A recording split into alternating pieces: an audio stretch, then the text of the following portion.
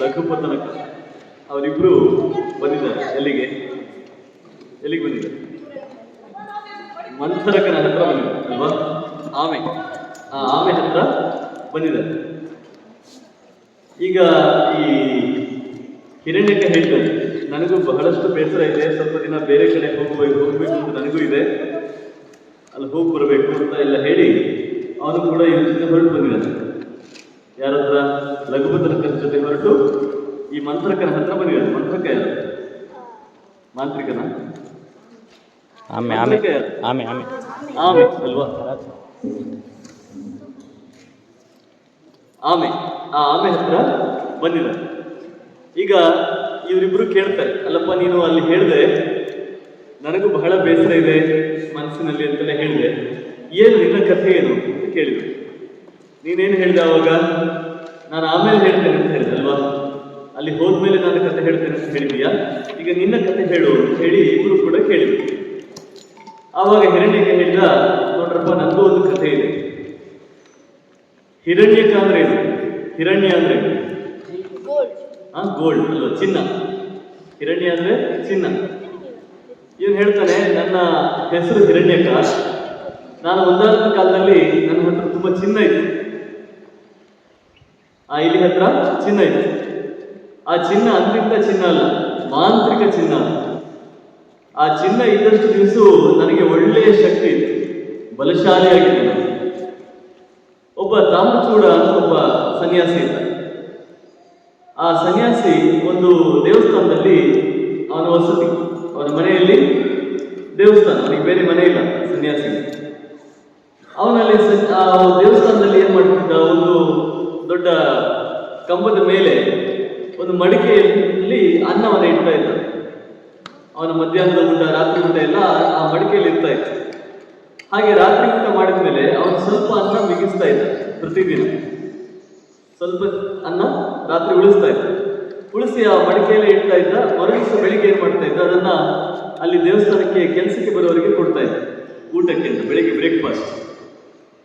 ಹಾಗೆ ಅವರು ಆ ಅನ್ನವನ್ನು ತಿಂದು ಅಲ್ಲಿ ಏನು ದೇವಸ್ಥಾನದ ಕೆಲಸ, ಒಂದಷ್ಟು ಕಸ ಗುಡಿಸೋದು, ಎಲೆ ತೆಗೆಯೋದು, ಸ್ವಲ್ಪ ಶುಚಿ ಮಾಡೋದು, ನೀರು ಹಾಕೋದು, ರಂಗೋಲಿ ಹಾಕೋದು, ಈ ಥರದ್ದೆಲ್ಲ ಕೆಲಸಗಳನ್ನು ಮಾಡ್ತಾ ಇದ್ರು. ಸೊ ಪ್ರತಿದಿನ ಇದು ನಡೀತಾ ಇತ್ತು. ಪ್ರತಿದಿನ ಅವರು ರಾತ್ರಿ ಸ್ವಲ್ಪ ಊಟ ಉಳಿಸೋದು, ಮರುದಿವಸ ಬೆಳಿಗ್ಗೆ ಅವರು ಬರೋದು, ಅವರು ಅದನ್ನ ಬ್ರೇಕ್ಫಾಸ್ಟ್ ಅನ್ನ ತಿನ್ನೋದು, ಆಮೇಲೆ ಆ ತಿಂದ ಎರಡಕ್ಕೆ ಏನ್ ಮಾಡೋದು, ಅವರು ದೇವಸ್ಥಾನದ ಒಂದಷ್ಟು ಕೆಲಸಗಳನ್ನು ಮಾಡೋದು, ಕಸ ಗುಡಿಸೋದು, ನೆಲ ಒರೆಸೋದು, ಈ ಥರದ್ದೆಲ್ಲ ಮಾಡ್ತಾ ಇದ್ರು. ಆದ್ರೆ ಪ್ರತಿದಿನ ಏನಾಗ್ತಾ ಇತ್ತು, ಈ ಹಿರಣ್ಯಕ ಅವನದೊಂದು ದೊಡ್ಡ ಪರಿವಾರ ಇತ್ತು. ಅವನು ಒಬ್ಬನೇ ಹೋಗ್ತಾ ಇರಲಿಲ್ಲ, ದೊಡ್ಡ ಪರಿವಾರ. ಅವನು ರಾಜ, ಹಿರಣ್ಯಕ ರಾಜ ಇಲ್ಲಿ. ಅವನು ಈ ಪರಿವಾರ ಜೊತೆ ಇಲ್ಲಿಗೆ ಬಂದಾಗ ಆ ಮಡಿಕೆ ಒಂದು ದೊಡ್ಡ ಕೋಲಿಗೆ ನೇತಾಡ್ತಾ ಇತ್ತು. ಇವನೇನ್ ಮಾಡ್ತಾ ಇದ್ದ, ಇವನಿಗೆ ಮಂತ್ರಶಕ್ತಿ ಇತ್ತು. ಆ ಮಂತ್ರಶಕ್ತಿ ಎಲ್ಲಿಂದ ಬಂದದ್ದು ಇವನಿಗೆ? ಆ ಚಿನ್ನ ಇರೋದ್ರಿಂದ ಬಂದದ್ದು. ಅವನ ಚಿನ್ನವನ್ನ ಅವನ ಮನೆಯಲ್ಲಿ ಇಟ್ಟಿದ್ದಾನೆ, ಬಿಲದಲ್ಲಿ ಇಟ್ಟಿದ್ದಾನೆ. ಆ ಚಿನ್ನ ಇದ್ದಷ್ಟು ದಿವಸ ಅವನಿಗೆ ಮಂತ್ರಶಕ್ತಿ, ಒಳ್ಳೆ ಶಕ್ತಿ ಇರ್ತಾ ಇತ್ತು. ಅವನೇನ್ ಮಾಡ್ತಾ ಇದ್ದ, ನಿಮ್ಗೆಲ್ಲ ಊಟ ಕೊಡ್ತೇನೆ ಅಂತ ಹೇಳಿ ಅವನು ಕೆಳಗಿಂದ ನೆಲದಿಂದ ಕೈ ಅಂತ ಮೇಲಕ್ಕೆ ಹಾರ್ತಾ ಇದ್ದ. ಯಾವುದಿಗೆ? ಮಡಿಕೆಗೆ ಹಾರಿ ಅಲ್ಲಿ ಒಳಗೆ ಹೋಗಿ ಅದರ ಅನ್ನ ಎಲ್ಲ ತಗೊಂಡು ಬಂದು ತನ್ನ ಬಳಗಕ್ಕೆಲ್ಲ ಕೊಡ್ತಾ ಇದ್ದ, ತಾನು ತಿಂತಾ ಇದ್ದ. ಇದು ದಿನ ನಡೀತಾ ಇತ್ತು. ಇವನಿಗೆ ಗೊತ್ತಾಯ್ತು, ಯಾರಿಗೆ? ಕಾಮಚೂಡನಿಗೆ ಗೊತ್ತಾಯ್ತು, ಹೀಗೆ ಇಲಿಗಳು ರಾತ್ರಿ ಬಂದು ಅನ್ನ ತಿಂತಾವೆ ಅಂತ ಗೊತ್ತಾಯ್ತು. ಅವನೇನ್ ಮಾಡಿದ, ಅದಕ್ಕೊಂದು ಕೋಲನ್ನ ಇಟ್ಕೊಂಡ. ರಾತ್ರಿಗಳು ಎಷ್ಟೊತ್ತಿಗೆ ಬರ್ತವೆ ಅಂತ ಗೊತ್ತಿಲ್ಲ ಅಲ್ವಾ? ಅವ್ರು ಮಲಗಿದ ಮೇಲೆ 11 ಗಂಟೆ ರಾತ್ರಿ ಬರ್ತವೆ, 12 ಗಂಟೆ ರಾತ್ರಿ ಬರ್ತವೆ, ಎಷ್ಟು ಹೊತ್ತಿಗೆ ಬರ್ತವೆ, ಏನ್ ಮಾಡ್ತವೆ ಅಂತ ಗೊತ್ತಾಗೋದಿಲ್ಲ. ಅದಕ್ಕೆ ಏನ್ ಮಾಡಿದ್ದ, ಒಂದು ಕೋಲ್ ಇಟ್ಕೊಂಡು, ಒಂದು ದೊಡ್ಡ ಇಟ್ಕೊಂಡು, ಅಲ್ಲೇನಾದ್ರು ಸ್ವಲ್ಪ ಕಂಬದ ಮೇಲೆ ಶಬ್ದ ಆಗ್ತಾ ಇದೆ, ಇಲಿಗಳು ಓಡಾಡ್ತಾ ಇರೋದು ಗೊತ್ತಾಗ್ತದೆ ಅಂತ ಹೇಳಿದ್ಮೇಲೆ ಒಂದು ಟೈ ಅಂತ ಹೊಡಿಯೋದು, ಅಲ್ಲಿ ಮಲ್ಕೊಂಡಿದ್ದಲ್ಲೇ ಹೊಡಿಯೋದು. ಎದ್ದು ಲೈಟ್ ಹಾಕುವಷ್ಟೆಲ್ಲ ಸಮಯ ಇಲ್ಲ, ಕೂತಿದ್ದಲ್ಲೇ ಒಂದು ಮೇಲೆ ಹೊಡಿತಾ ಇದ್ದ. ಅವನು ಎಷ್ಟು ಹೊಡೆದ್ರು ಕೂಡ ಈ ಇಲಿಗಳಿಗೆ ಏನಾಗ್ತಿರ್ಲಿಲ್ಲ. ಯಾಕೆ? ಇವನು ಆ ಕಂಬದ ಮೇಲಿಂದ ನಡ್ಕೊಂಡು ಹೋಗ್ತಾ ಇರ್ಲಿಲ್ಲ. ಇವನೇನ್ ಮಾಡ್ತಾ ಇದ್ದ, ಹಿರಣ್ಯಕ ಹಾರ್ತಾ ಇದ್ದ ನೆಲದಿಂದ ಮಡಿಕೆಗೆ. ಮಡಿಕೆ ಮೇಲೆ ಇತ್ತು, ಆದ್ರೆ ಮಡಿಕೆ ಮೇಲೆ ಹಾರ್ತಾ ಇದ್ದ. ಆ ಹಾರುವ ಶಕ್ತಿ ಎಲ್ಲಿಂದ ಬಂದಿದ್ದವನಿಗೆ? ಆ ಚಿನ್ನದ ಒಂದು ಬಲದಿಂದ ಬಂದದ್ದು. ಹೀಗೆ ಈ ಇವನು ದೊಡ್ಡ ಎಷ್ಟು ದಿನ ಬಡಿದ್ರು ಕೂಡ, ಎಷ್ಟು ರಾತ್ರಿಯಲ್ಲಿ ಅವನು ಹೊಡೆದ್ರು ಕೂಡ ಏನೂ ಆಗ್ತಾ ಇರಲಿಲ್ಲ. ಹೀಗೆ ಆಗ್ತಾ ಇತ್ತು. ಒಂದು ದಿವಸ ಅವನ ಸ್ನೇಹಿತ ಒಬ್ಬ ಬಂದ, ಸನ್ಯಾಸಿಯ ಸ್ನೇಹಿತ. ಅವನು ಬಂದಾಗ ಏನು ಹೇಳಿದ, ನೋಡಪ್ಪ, ಇದೊಂದು ದೊಡ್ಡ ಸಮಸ್ಯೆ ಆಗಿ ಹೋಗಿದೆ ನನಗೆ. ರಾತ್ರಿ ಸ್ವಲ್ಪ ಅನ್ನ ಇಟ್ಟಿರ್ತೇನೆ, ಬೆಳಿಗ್ಗೆ ಬಂದವರಿಗೆ ಯಾರಿಗಾದ್ರು ಕೊಡ್ಲಿಕ್ಕೆ ಆಗುತ್ತೆ ಅಂತ ಇಟ್ಟಿರ್ತೇನೆ, ಆದ್ರೆ ರಾತ್ರಿ ಬಂದು ಇಲಿಗಳು ತಿಂತಾ ಇದ್ದಾರೆ. ಏನ್ ಮಾಡೋದು? ಎಷ್ಟು ನಾವು ಪ್ರಯತ್ನ ಮಾಡಿದ್ರು, ಏನೇನು ತಂತ್ರಗಳನ್ನು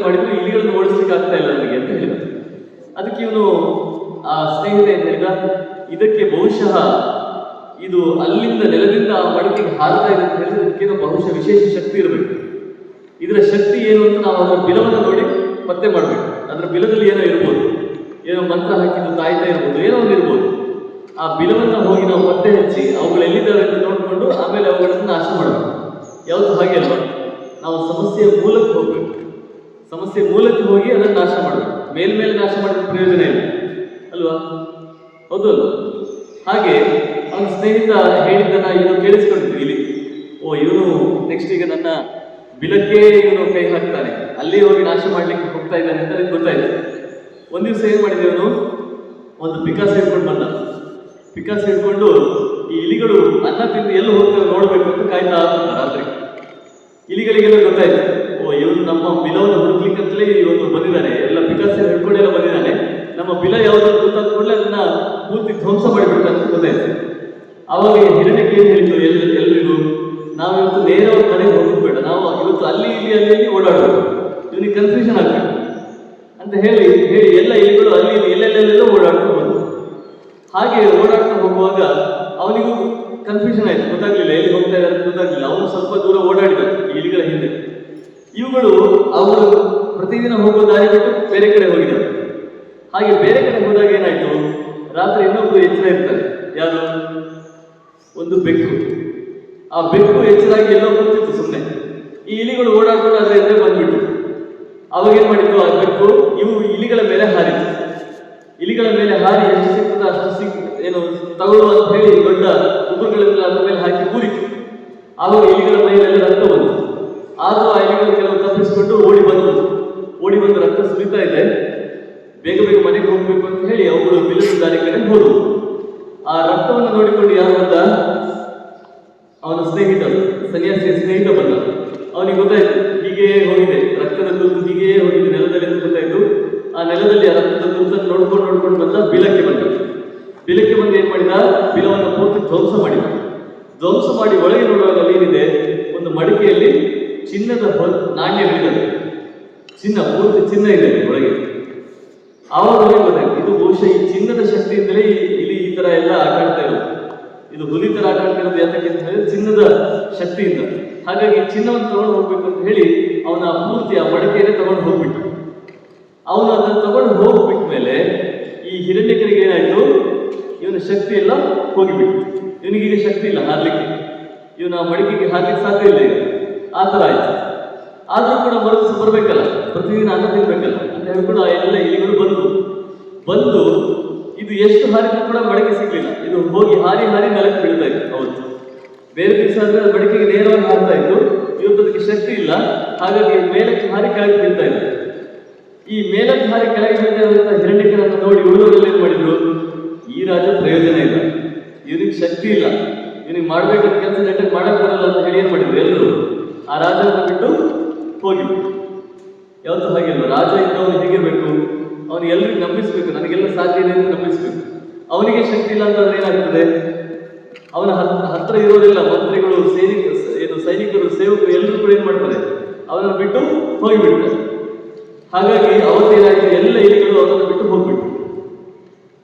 ಆವಾಗ ಈ ಸನ್ಯಾಸಿ ಮತ್ತೆ ಈ ಇಲಿ ಯಾವುದೋ ಇಲಿ ಬರ್ತಾ ಅಂತ ಅವನ ತಲೆಗೆ ಹಿಂಗೆ ಹೊಡೆಯುವಾಗ ಏನಾಯ್ತು, ಹಿರಣ್ಯಕನ ತಲೆಗೆ ಅದು ನೇರವಾಗಿ ತಾಗಿತ್ತು. ಇವತ್ತು ಅವನಿಗೆ ಏನು ಶಕ್ತಿ ಇಲ್ವಲ್ಲ, ತಪ್ಪಿಸ್ಕೊಳ್ಳೋದಕ್ಕೂ ಆಗ್ತಾ ಇಲ್ಲ. ಹಾಗೆ ಅವನು ಹೊಡೆದ ದೊಣ್ಣೆಯ ಪೆಟ್ಟು ಏನಾಯ್ತು, ಅದು ಹೋಗಿ ಹಿರಣ್ಯಕನ ತಲೆಗೆ ತಾಗಿತ್ತು. ಆದರೂ ಹಿರಣ್ಯಕ ಏನೋ ತುಂಬಾ ಕಷ್ಟಪಟ್ಟು ಅವನ ಕೈಯಿಂದ ಬಿಡಿಸಿಕೊಂಡು ಎಲ್ಲೋ ಹೋಗಿ ಕೊನೆಗೆ ಬದುಕಿಕೊಂಡ. ಹಾಗೆ ಒಂದು ಕಡೆಯಿಂದ ದುಡ್ಡು ಹೋಯಿತು, ಇನ್ನೊಂದು ಕಡೆಯಿಂದ ಜೀವ ಹೋಗೋದ್ರಲ್ಲಿತ್ತು, ಹೋಗ್ಲಿಲ್ಲ, ಪುಣ್ಯ ಅಲ್ವಾ? ಹಾಗೆ ಹಿರಣ್ಯಕ ತನ್ನ ಕಥೆಯನ್ನು ಹೇಳ್ತಾನೆ, ಇಷ್ಟೆಲ್ಲ ಕಷ್ಟ ಆಯ್ತು ನನಗೆ, ನನ್ನ ಜೀವವೇ ಹೋಗೋದ್ರಲ್ಲಿತ್ತು, ಕೊನೆಗೆ ನಾನು ಹೇಗೋ ಮಾಡಿ ಬದುಕಿಕೊಂಡು ಈ ಕಡೆ ಬಂದೆ. ಹಾಗಾಗಿ ನನಗೆ ಎಲ್ಲದರಿಂದಲೂ ನನಗೆ ಬೇಸರ ಬಂತು, ಲೈಫಲ್ಲೇ ಬೇಸರ ಬಂತು, ಜೀವನದಲ್ಲಿ ಯಾವುದು ಬೇಡ ಅಂತೆಲ್ಲ ಹೇಳಿ ಹಿರಣ್ಯಕ ತುಂಬಾ ಕಣ್ಣೀರು ಹಾಕಿದೆ. ಆವಾಗ ಈ ಆಮೆಗೆ ತುಂಬಾ ಬೇಸರ ಆಯ್ತು ಕತೆ ಕೇಳಿ.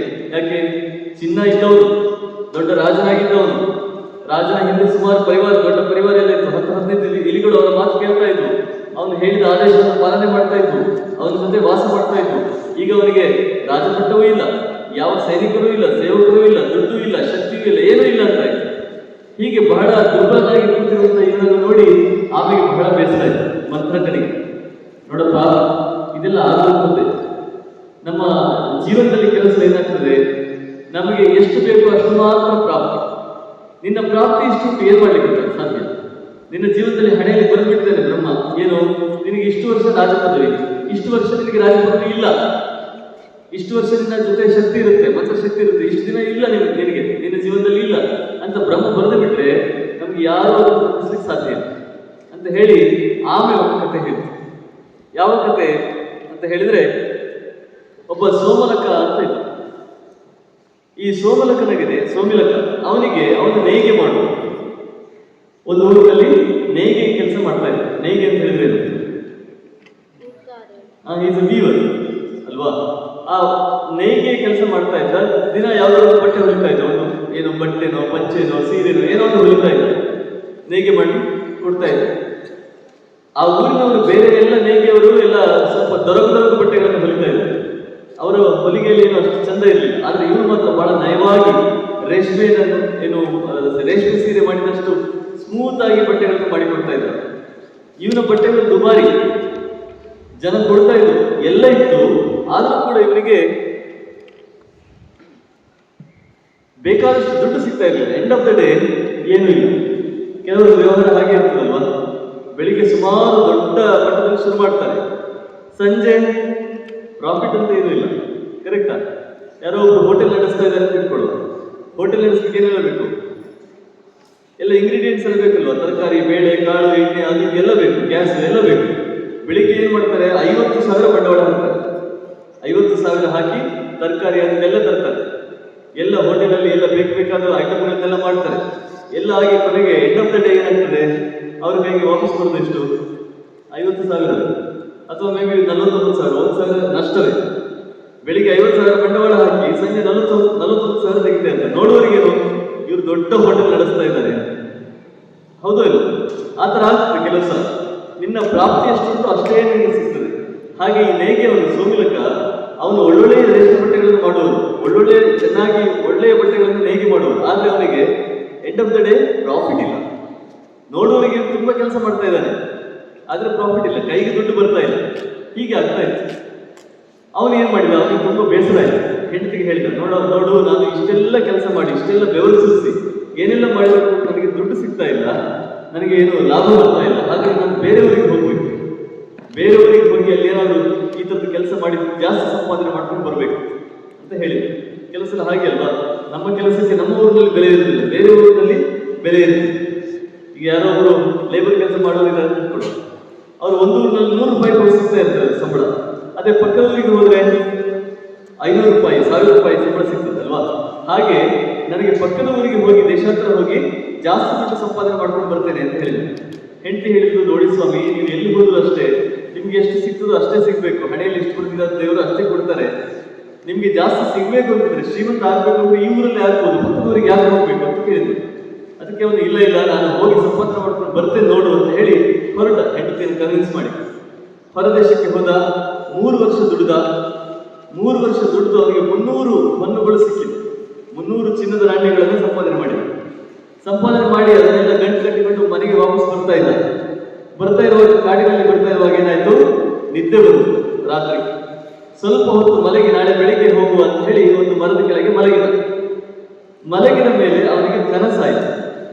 ಆ ಕನಸಿನಲ್ಲಿ ಏನಾಗಿದೆ, ಇಬ್ರು ಮಾತಾಡ್ಕೊಳ್ತಾ ಇದ್ದಾರೆ.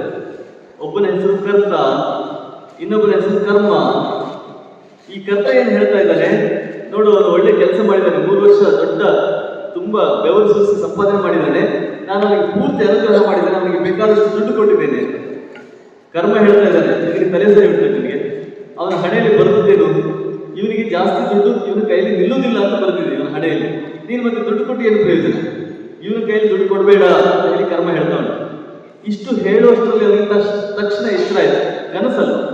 ಕನಸಿಂದ ಎಚ್ಚರ ಆಗಿ ಹೀಗೆ ಪಕ್ಕದಲ್ಲಿ ತಡವಿ ನೋಡಿದರೆ ಅವನ ಗಂಟು ಏನಾಗಿದೆ, ಗಂಟು ಮಾಯಾಗಿ. 300 ಹೊನ್ನುಗಳನ್ನು 3 ವರ್ಷ ಕಷ್ಟಪಟ್ಟು ದುಡಿದು ಸಂಪಾದನೆ ಮಾಡಿ ತಂದ್ರೆ ಅವನು ಎದ್ದು ನೋಡುವಷ್ಟರಲ್ಲಿ ಗಂಟೆ ಏನಾಗಿದೆ, ಮಾಯ. ಇವನಿಗೆ ಜೋರು ಅಳ್ಳಿಗೆ ಬಂತು. 3 ವರ್ಷದ ಸಂಪಾದನೆ ಎಲ್ಲ ಹೋಯ್ತಲ್ಲ ಅಂತ ಅನಿಸಿತು.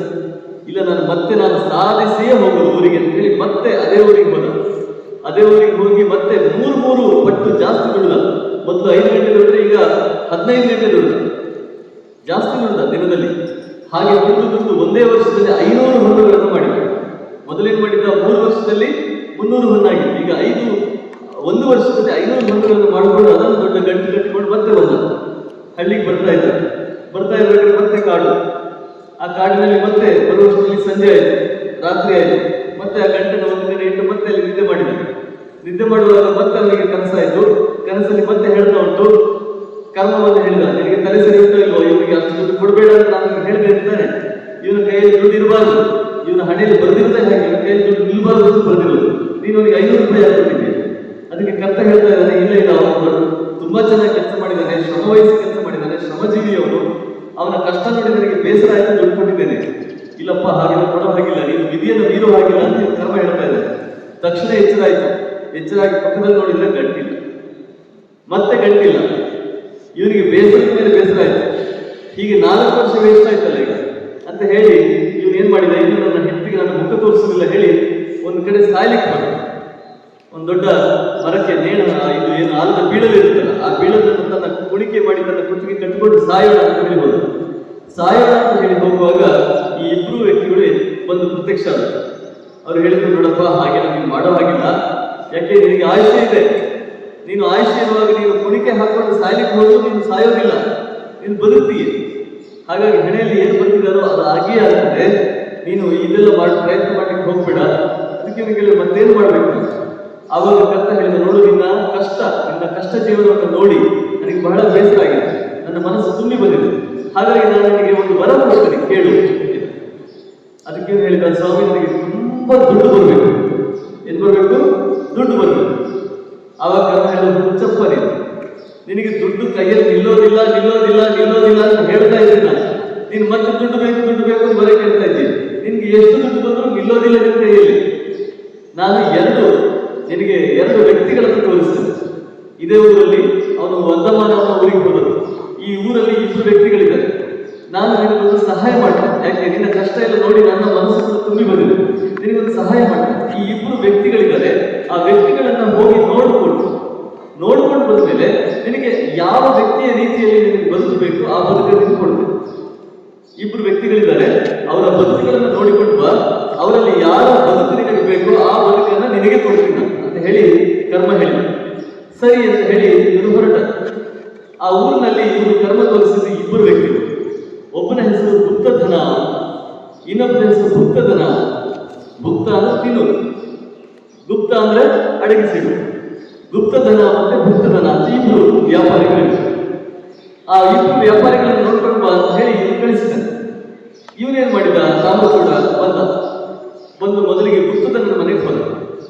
ಗುಪ್ತಧನ ಮನೆಗೆ ಹೋಗುವಾಗ ಅವನೇನ್ ಹೇಳಿದ, ಆ ಮನೆಯವನು, ಬರಬೇಡ, ಯಾರು ಬರ್ಲಿಕ್ಕಿಲ್ಲ ಇಲ್ಲಿ ನಮ್ಮನೆಗೆ ನಾವು ಯಾರೂ ಕರೆಯೋದಿಲ್ಲ, ಯಾವ ನೆಂಟರಿಷ್ಟು ಬರಬೇಕಾಗಿಲ್ಲ, ಯಾವ ಹೊಸ ವ್ಯಕ್ತಿಯೂ ಬರಬೇಕಾಗಿಲ್ಲ. ನಾವು ಏನಿದೆಯೋ ಗಂಡ ಹೆಂಡತಿ ಮಕ್ಕಳು ಏನಿದೆಯೋ ನಾವು ಎಷ್ಟು ಮಂದಿ ಇದ್ರೆ ಸಾಕು, ನಿಮ್ಮನ್ನು ಯಾರನ್ನು ನಾವು ಒಳಗೆ ಸೇರಿಸ್ಕೊಡೋದಿಲ್ಲ. ಇವನೇನ್ ಮಾಡಿದ, ಒಳಗೆ ಹೋಗೇ ಬಿಟ್ಟ. ಹೋಗಿ ಹೇಳಿದ, ಸ್ವಾಮಿ, ನನಗೆ 1 ದಿನ ಇರ್ಲಿಕ್ಕೆ ಅವಕಾಶ ಕೊಡಿ. ಮತ್ತೇನು ನಾನು ಕೇಳ್ತಾ ಇಲ್ಲ. ಇವತ್ತು ರಾತ್ರಿ 1 ಹೊತ್ತು ಅಷ್ಟೇ, ನಾಳೆ ಬೆಳಿಗ್ಗೆ ನಾನು ಎದ್ದು ಹೋಗ್ತೇನೆ. ಇವನು ಹೇಳಿಲ್ಲ, ನಿಮ್ಮ ಮನೆ ನೋಡ್ಲಿಕ್ಕೆ, ನಿಮ್ಮ ಒಟ್ಟು ಜೀವ ಸಂಸಾರ ನೋಡ್ಲಿಕ್ಕೆ ಅದೆಲ್ಲ ಏನು ಇಲ್ಲ. ನನಗೆ 1 ಹೊತ್ತು 1 ರಾತ್ರಿ ನನಗೆ ಉಳ್ಕೊಳ್ಳೋಕೆ ಅವಕಾಶ ಕೊಡಿ. ಆಮೇಲೆ ಗುಪ್ತಧನ ಸರಿ ಅಂತ ಅವಕಾಶ ಕೊಟ್ಟ. ಆ ರಾತ್ರಿ ಅವಕಾಶ ಕೊಟ್ಟು ಅವನಿಗೆ ಊಟ ಹಾಕಿದ. ರಾತ್ರಿ ಬಂದವರಿಗೆ ಅತಿಥಿಗಳಿಗೆ ಊಟ ಹಾಕ್ಬೇಕಲ್ಲ, ಊಟ ಹಾಕಿದ ಮೇಲೆ ಏನಾಯ್ತು, ಮರುದಿವಸ ಆಗುವಾಗ ಅವನಿಗೆ ಹೊಟ್ಟೆ ನೋವು ಶುರುವಾಯಿತು. ಯಾರಿಗೆ? ಗುಪ್ತಧನಿಗೆ. ಇವನಿಗಲ್ಲ, ನಿಲ್ಲವನಿಗಲ್ಲ, ಗುಪ್ತಧನಿಗೆ ಹೊಟ್ಟೆ ನೋವು ಶುರುವಾಯಿತು. ಹೊಟ್ಟೆ ನೋವು ಶುರುವಾಗಿ ಏನ್ ಮಾಡಿದ, ಮಧ್ಯಾಹ್ನ ಊಟ ಮಾಡ್ಲಿಕ್ಕೆ. ಯಾಕೆ ಅಂತ ಹೇಳಿದ್ರೆ ಅವನದ್ದು ಬಹಳ ಲಿಮಿಟೆಡ್. ಅವನು ರಾತ್ರಿ ಏನ್ ಮಾಡಿದ್ದಾನೆ, 1 ಹೊತ್ತಿನ ಊಟ ಎಕ್ಸ್ಟ್ರಾ ಹಾಕಿದ್ದಾನೆ. ಯಾರಿಗೆ? ತಾಮ್ರಚೂಡನಿಗೆ ಅಲ್ವಾ? ತಾಮ್ರಚೂಡನಿಗೆ 1 ಊಟ ಎಕ್ಸ್ಟ್ರಾ ಹಾಕಿದ್ದಾನೆ. ಅವನ ಕರ್ಮ ಏನ್ ಹೇಳ್ತಾ ಇದೆ, ನಿನಗೆ ದಿನಕ್ಕೆ 3 ಊಟ ನಿನ್ನ ಮನೆಗೆ ಸಿಗೋದು, ಅದಕ್ಕಿಂತ 1 ಊಟ ಹೆಚ್ಚು ಸಿಗೋದಿಲ್ಲ ಅಂತ ಹೇಳಿದೆ. ಹಾಗಾಗಿ ಅವನಿಗೆ ಏನಾಯ್ತು, ಮಧ್ಯಾಹ್ನ ಹೊಟ್ಟೆ ನೋವು ಶುರುವಾಯ್ತು, ಊಟ ಮಾಡ್ಲಿಕ್ಕೆ ಆಗ್ತದೆ, ಅಲ್ಲಿಗೆ ಬ್ಯಾಲೆನ್ಸ್ ಆಯ್ತು. ಗೊತ್ತಾಯ್ತಾ? ಅಲ್ಲಿಗಲ್ಲಿಗೆ ಬ್ಯಾಲೆನ್ಸ್ ಆಯ್ತು. ಅವನಿಗೆ ಒಂದೇ ಒಂದು ಅಗಳು ಜಾಸ್ತಿ ಸಿಗೋದಿಲ್ಲ ಅವನ ಜೀವನಕ್ಕೆ. ಹಾಗಾಗಿ ಅವನು ಏನ್ ಮಾಡ್ತಾ ಇದ್ದ, ಯಾರಿಗೆ ಊಟ ಹಾಕ್ತಾ ಇರಲಿಲ್ಲ. ಯಾಕೆ ಊಟ ಹಾಕಿದ್ರೆ ಮೊದಲಿನ ಊಟ ಸಿಗೋದಿಲ್ಲ, ಆ ತರ ಇತ್ತು ಪರಿಸ್ಥಿತಿ. ಇವನು ನೋಡಿದ ಬಹಳ ಕಷ್ಟದ ಜೀವನ. ನಾನೇನಾದ್ರೂ ₹1 ಯಾರಿಗಾದ್ರೂ ಎಕ್ಸ್ಟ್ರಾ ಕೊಟ್ರೆ ನಾಳೆ ನನಗೆ ಕೊರತೆ, ಅಥವಾ ಒಬ್ಬರಿಗೆ ಊಟ ಹಾಕಿದ್ರೆ ನನಗೆ ನಾಳೆ ಒಂದು ಹೊತ್ತಿನ ಊಟ ಸಿಗೋದಿಲ್ಲ, ಈ ತರದ ಪರಿಸ್ಥಿತಿ ಇದೆ. ಇದು ಸರಿ ನೋಡಿದೆ ಅಂತ ಹೇಳಿ ಅವನ ಭಕ್ತದನ ಮನೆಗೆ ಹೋದ. ಭಕ್ತದನ ಅವನು ಅವನ ಮನೆಗೆ ಕೂಡ ರಾತ್ರಿ ಹೋದ, ಸಂಜೆ ಹೋದ. ಹೋಗಿ ನಾನು ನಿಮ್ಮ ಮನೆಯಲ್ಲಿ ರಾತ್ರಿ ಉಳ್ಕೊಳ್ತೇನೆ ಅಂತ ಹೇಳಿದ. ಭಕ್ತದನ ಆಯ್ತು ಅಂತ. ಭಕ್ತದನಿಗೂ ಅಷ್ಟೇ ₹1 ಎಕ್ಸ್ಟ್ರಾ ಇಲ್ಲ ಅವನ ಮನೆಯಲ್ಲಿ. ಆದ್ರೆ ಅವನೇನ್ ಮಾಡಿದ, ಹೊರಗೆ ಹೋಗಿ ಸಾಲ ತಂದು ಅಕ್ಕಿ ಬೇಳೆ ಎಲ್ಲ ಎಕ್ಸ್ಟ್ರಾ ತಗೊಂಡು ಬಂದು ಒಂದು ಅಡಿಗೆ ಮಾಡಿ ಊಟ ಹಾಕಿ ಬಡಿಸಿದ. ಬಡಿಸಿ ಹೆಂಡತಿ ಕೇಳಿದ್ರು, ಅಲ್ಲ ರೀ ನೀವು ಇವನಿಗೆ ಯಾರೋ ಒಬ್ಬ ಎಕ್ಸ್ಟ್ರಾ ಬಂದಿದ್ದಾನೆ ಅತಿಥಿ ಅಂತ ಹೇಳಿ ಅವನಿಗೆ ಊಟ ಮಾಡಿಸ್ಲಿಕ್ಕೆ ಅಂತ ಹೇಳಿ ನೀವು ಹೋಗಿ ಸಾಲ ಮಾಡಿ ತುಪ್ಪ ತಗೊಂಡ್ಬಂದಿರಲ್ಲ, ಈಗ ನಾಳೆ ಏನ್ ಮಾಡಿದ್ರು ಆ ಸಾಲದವ್ರು ಬರ್ತಾನಲ್ಲ ಕೇಳಿಕ್ಕೆ, ಯಾವಾಗ ಏನ್ ಮಾಡ್ತೀರಿ, ಅದು ದೇವ್ರು ನೋಡ್ಕೊಳ್ತಾನೆ ಅಂತ ಹೇಳಿ. ಇವನಿಗೇನಾಯ್ತು, ಮರುದಿವಸ ಯಾರೋ ಒಬ್ಬ ಹಿಂದಿನ ಸುಮಾರು ವರ್ಷಗಳ ಹಿಂದೆ ಯಾರೋ ಸಹಾಯ ಮಾಡಿದ್ದಕ್ಕೆ ದುಡ್ಡು ಕೊಡ್ಲಿಕ್ಕೆ ಬಾಕಿ ಇತ್ತು. ಅವನು ಬೆಳವಣಿಗೆ ಬಂದು ನೋಡಿ ನಿಮ್ಗೊಂದು ₹10 ಕೊಡ್ಲಿಕ್ಕಿತ್ತಲ್ಲ ಅಂತ ಕೊಟ್ಟು ಈ ತಾಮಚೋಳ ಇಬ್ಬರನ್ನು ನೋಡಿದ. ಒಬ್ಬನ ಮನೆಯಲ್ಲಿ ಏನು, ಅವನ ಎಕ್ಸ್ಟ್ರಾ ಏನಾದರೂ ಖರ್ಚಾದ್ರೆ ಅದು ಅವನ ಜೀವನದಿಂದಲೇ ಅದನ್ನು ತುಂಬಿಸಿಕೊಳ್ಬೇಕು. ಇನ್ನೊಬ್ಬನದ್ದೇನು, ಅವನಿಗೂ ಅಷ್ಟೇ, ಅವನಿಗೆ ಎಕ್ಸ್ಟ್ರಾ ಏನು ಸಿಗ್ತಾ ಇಲ್ಲ, ಆದ್ರೆ ಅವನಿಗೆ ಖರ್ಚಾದ ಹಾಗೆ ಅವನಿಗೆ ಬಂದು ತುಂಬಿಕೊಡ್ತಾ ಇದೆ.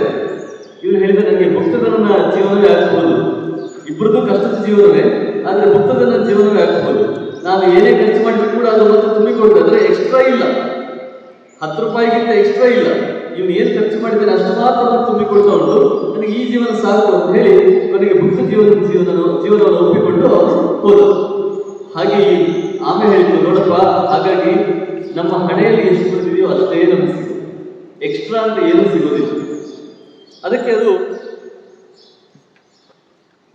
ಇನ್ನೂ ಒಂದು ಕತೆ ಹೇಳಿತು ಕಾಗೆ. ನೋಡು, ನೀನು ಈ ಕತೆ ಹೇಳಬೇಕಾದ್ರೆ ನನಗೂ ಒಂದು ಕತೆ ನೆನಪಾಗ್ತಾ ಇದೆ. ಏನಂತ ಹೇಳಿದ್ರೆ, ಒಬ್ಬ ಮನುಷ್ಯ ಕೆಲವು ಸಲ ಏನಾಗ್ತದೆ, ನಮ್ಮ ತುಂಬಾ ದುಡ್ಡು ಇರ್ತದೆ. 2 ರೀತಿಯ ಜೀವನ ಇರ್ಬೋದು. ಒಂದು, ನಿಮ್ಮ ಕೈಯಲ್ಲಿ ಏನೋ ದುಡ್ಡಿಲ್ಲ ಆದ್ರೆ ಜೀವನ ಸಾಕ್ತಾ ಇರ್ಬೋದು. ಇನ್ನೊಂದು ರೀತಿಯಲ್ಲಿ ನಿಮ್ಮ ಕೈಯಲ್ಲಿ ತುಂಬಾ ದುಡ್ಡು ಇರ್ಬೋದು, ಆದ್ರೆ ಅದನ್ನ ಖರ್ಚು ಮಾಡ್ಲಿಕ್ಕೆ ನಿಮ್ಗೆ ಸಾಧ್ಯ ಆಗದೆ ಇರ್ಬೋದು. 2 ತರದ ಜೀವನವೂ ಬಡತನವೇ ಅಲ್ವಾ? ಕೈಯಲ್ಲಿ ದುಡ್ಡೇ ಇಲ್ಲದೆ ಬದುಕು ನಡೆಸೋದು ಬಡತನವೇ, ತುಂಬಾ ದುಡ್ಡಿದ್ದು ಅದನ್ನು ಖರ್ಚು ಮಾಡ್ಲಿಕ್ಕೆ ಆಗ್ತಾ ಇರೋದು ಬಡತನವೇ.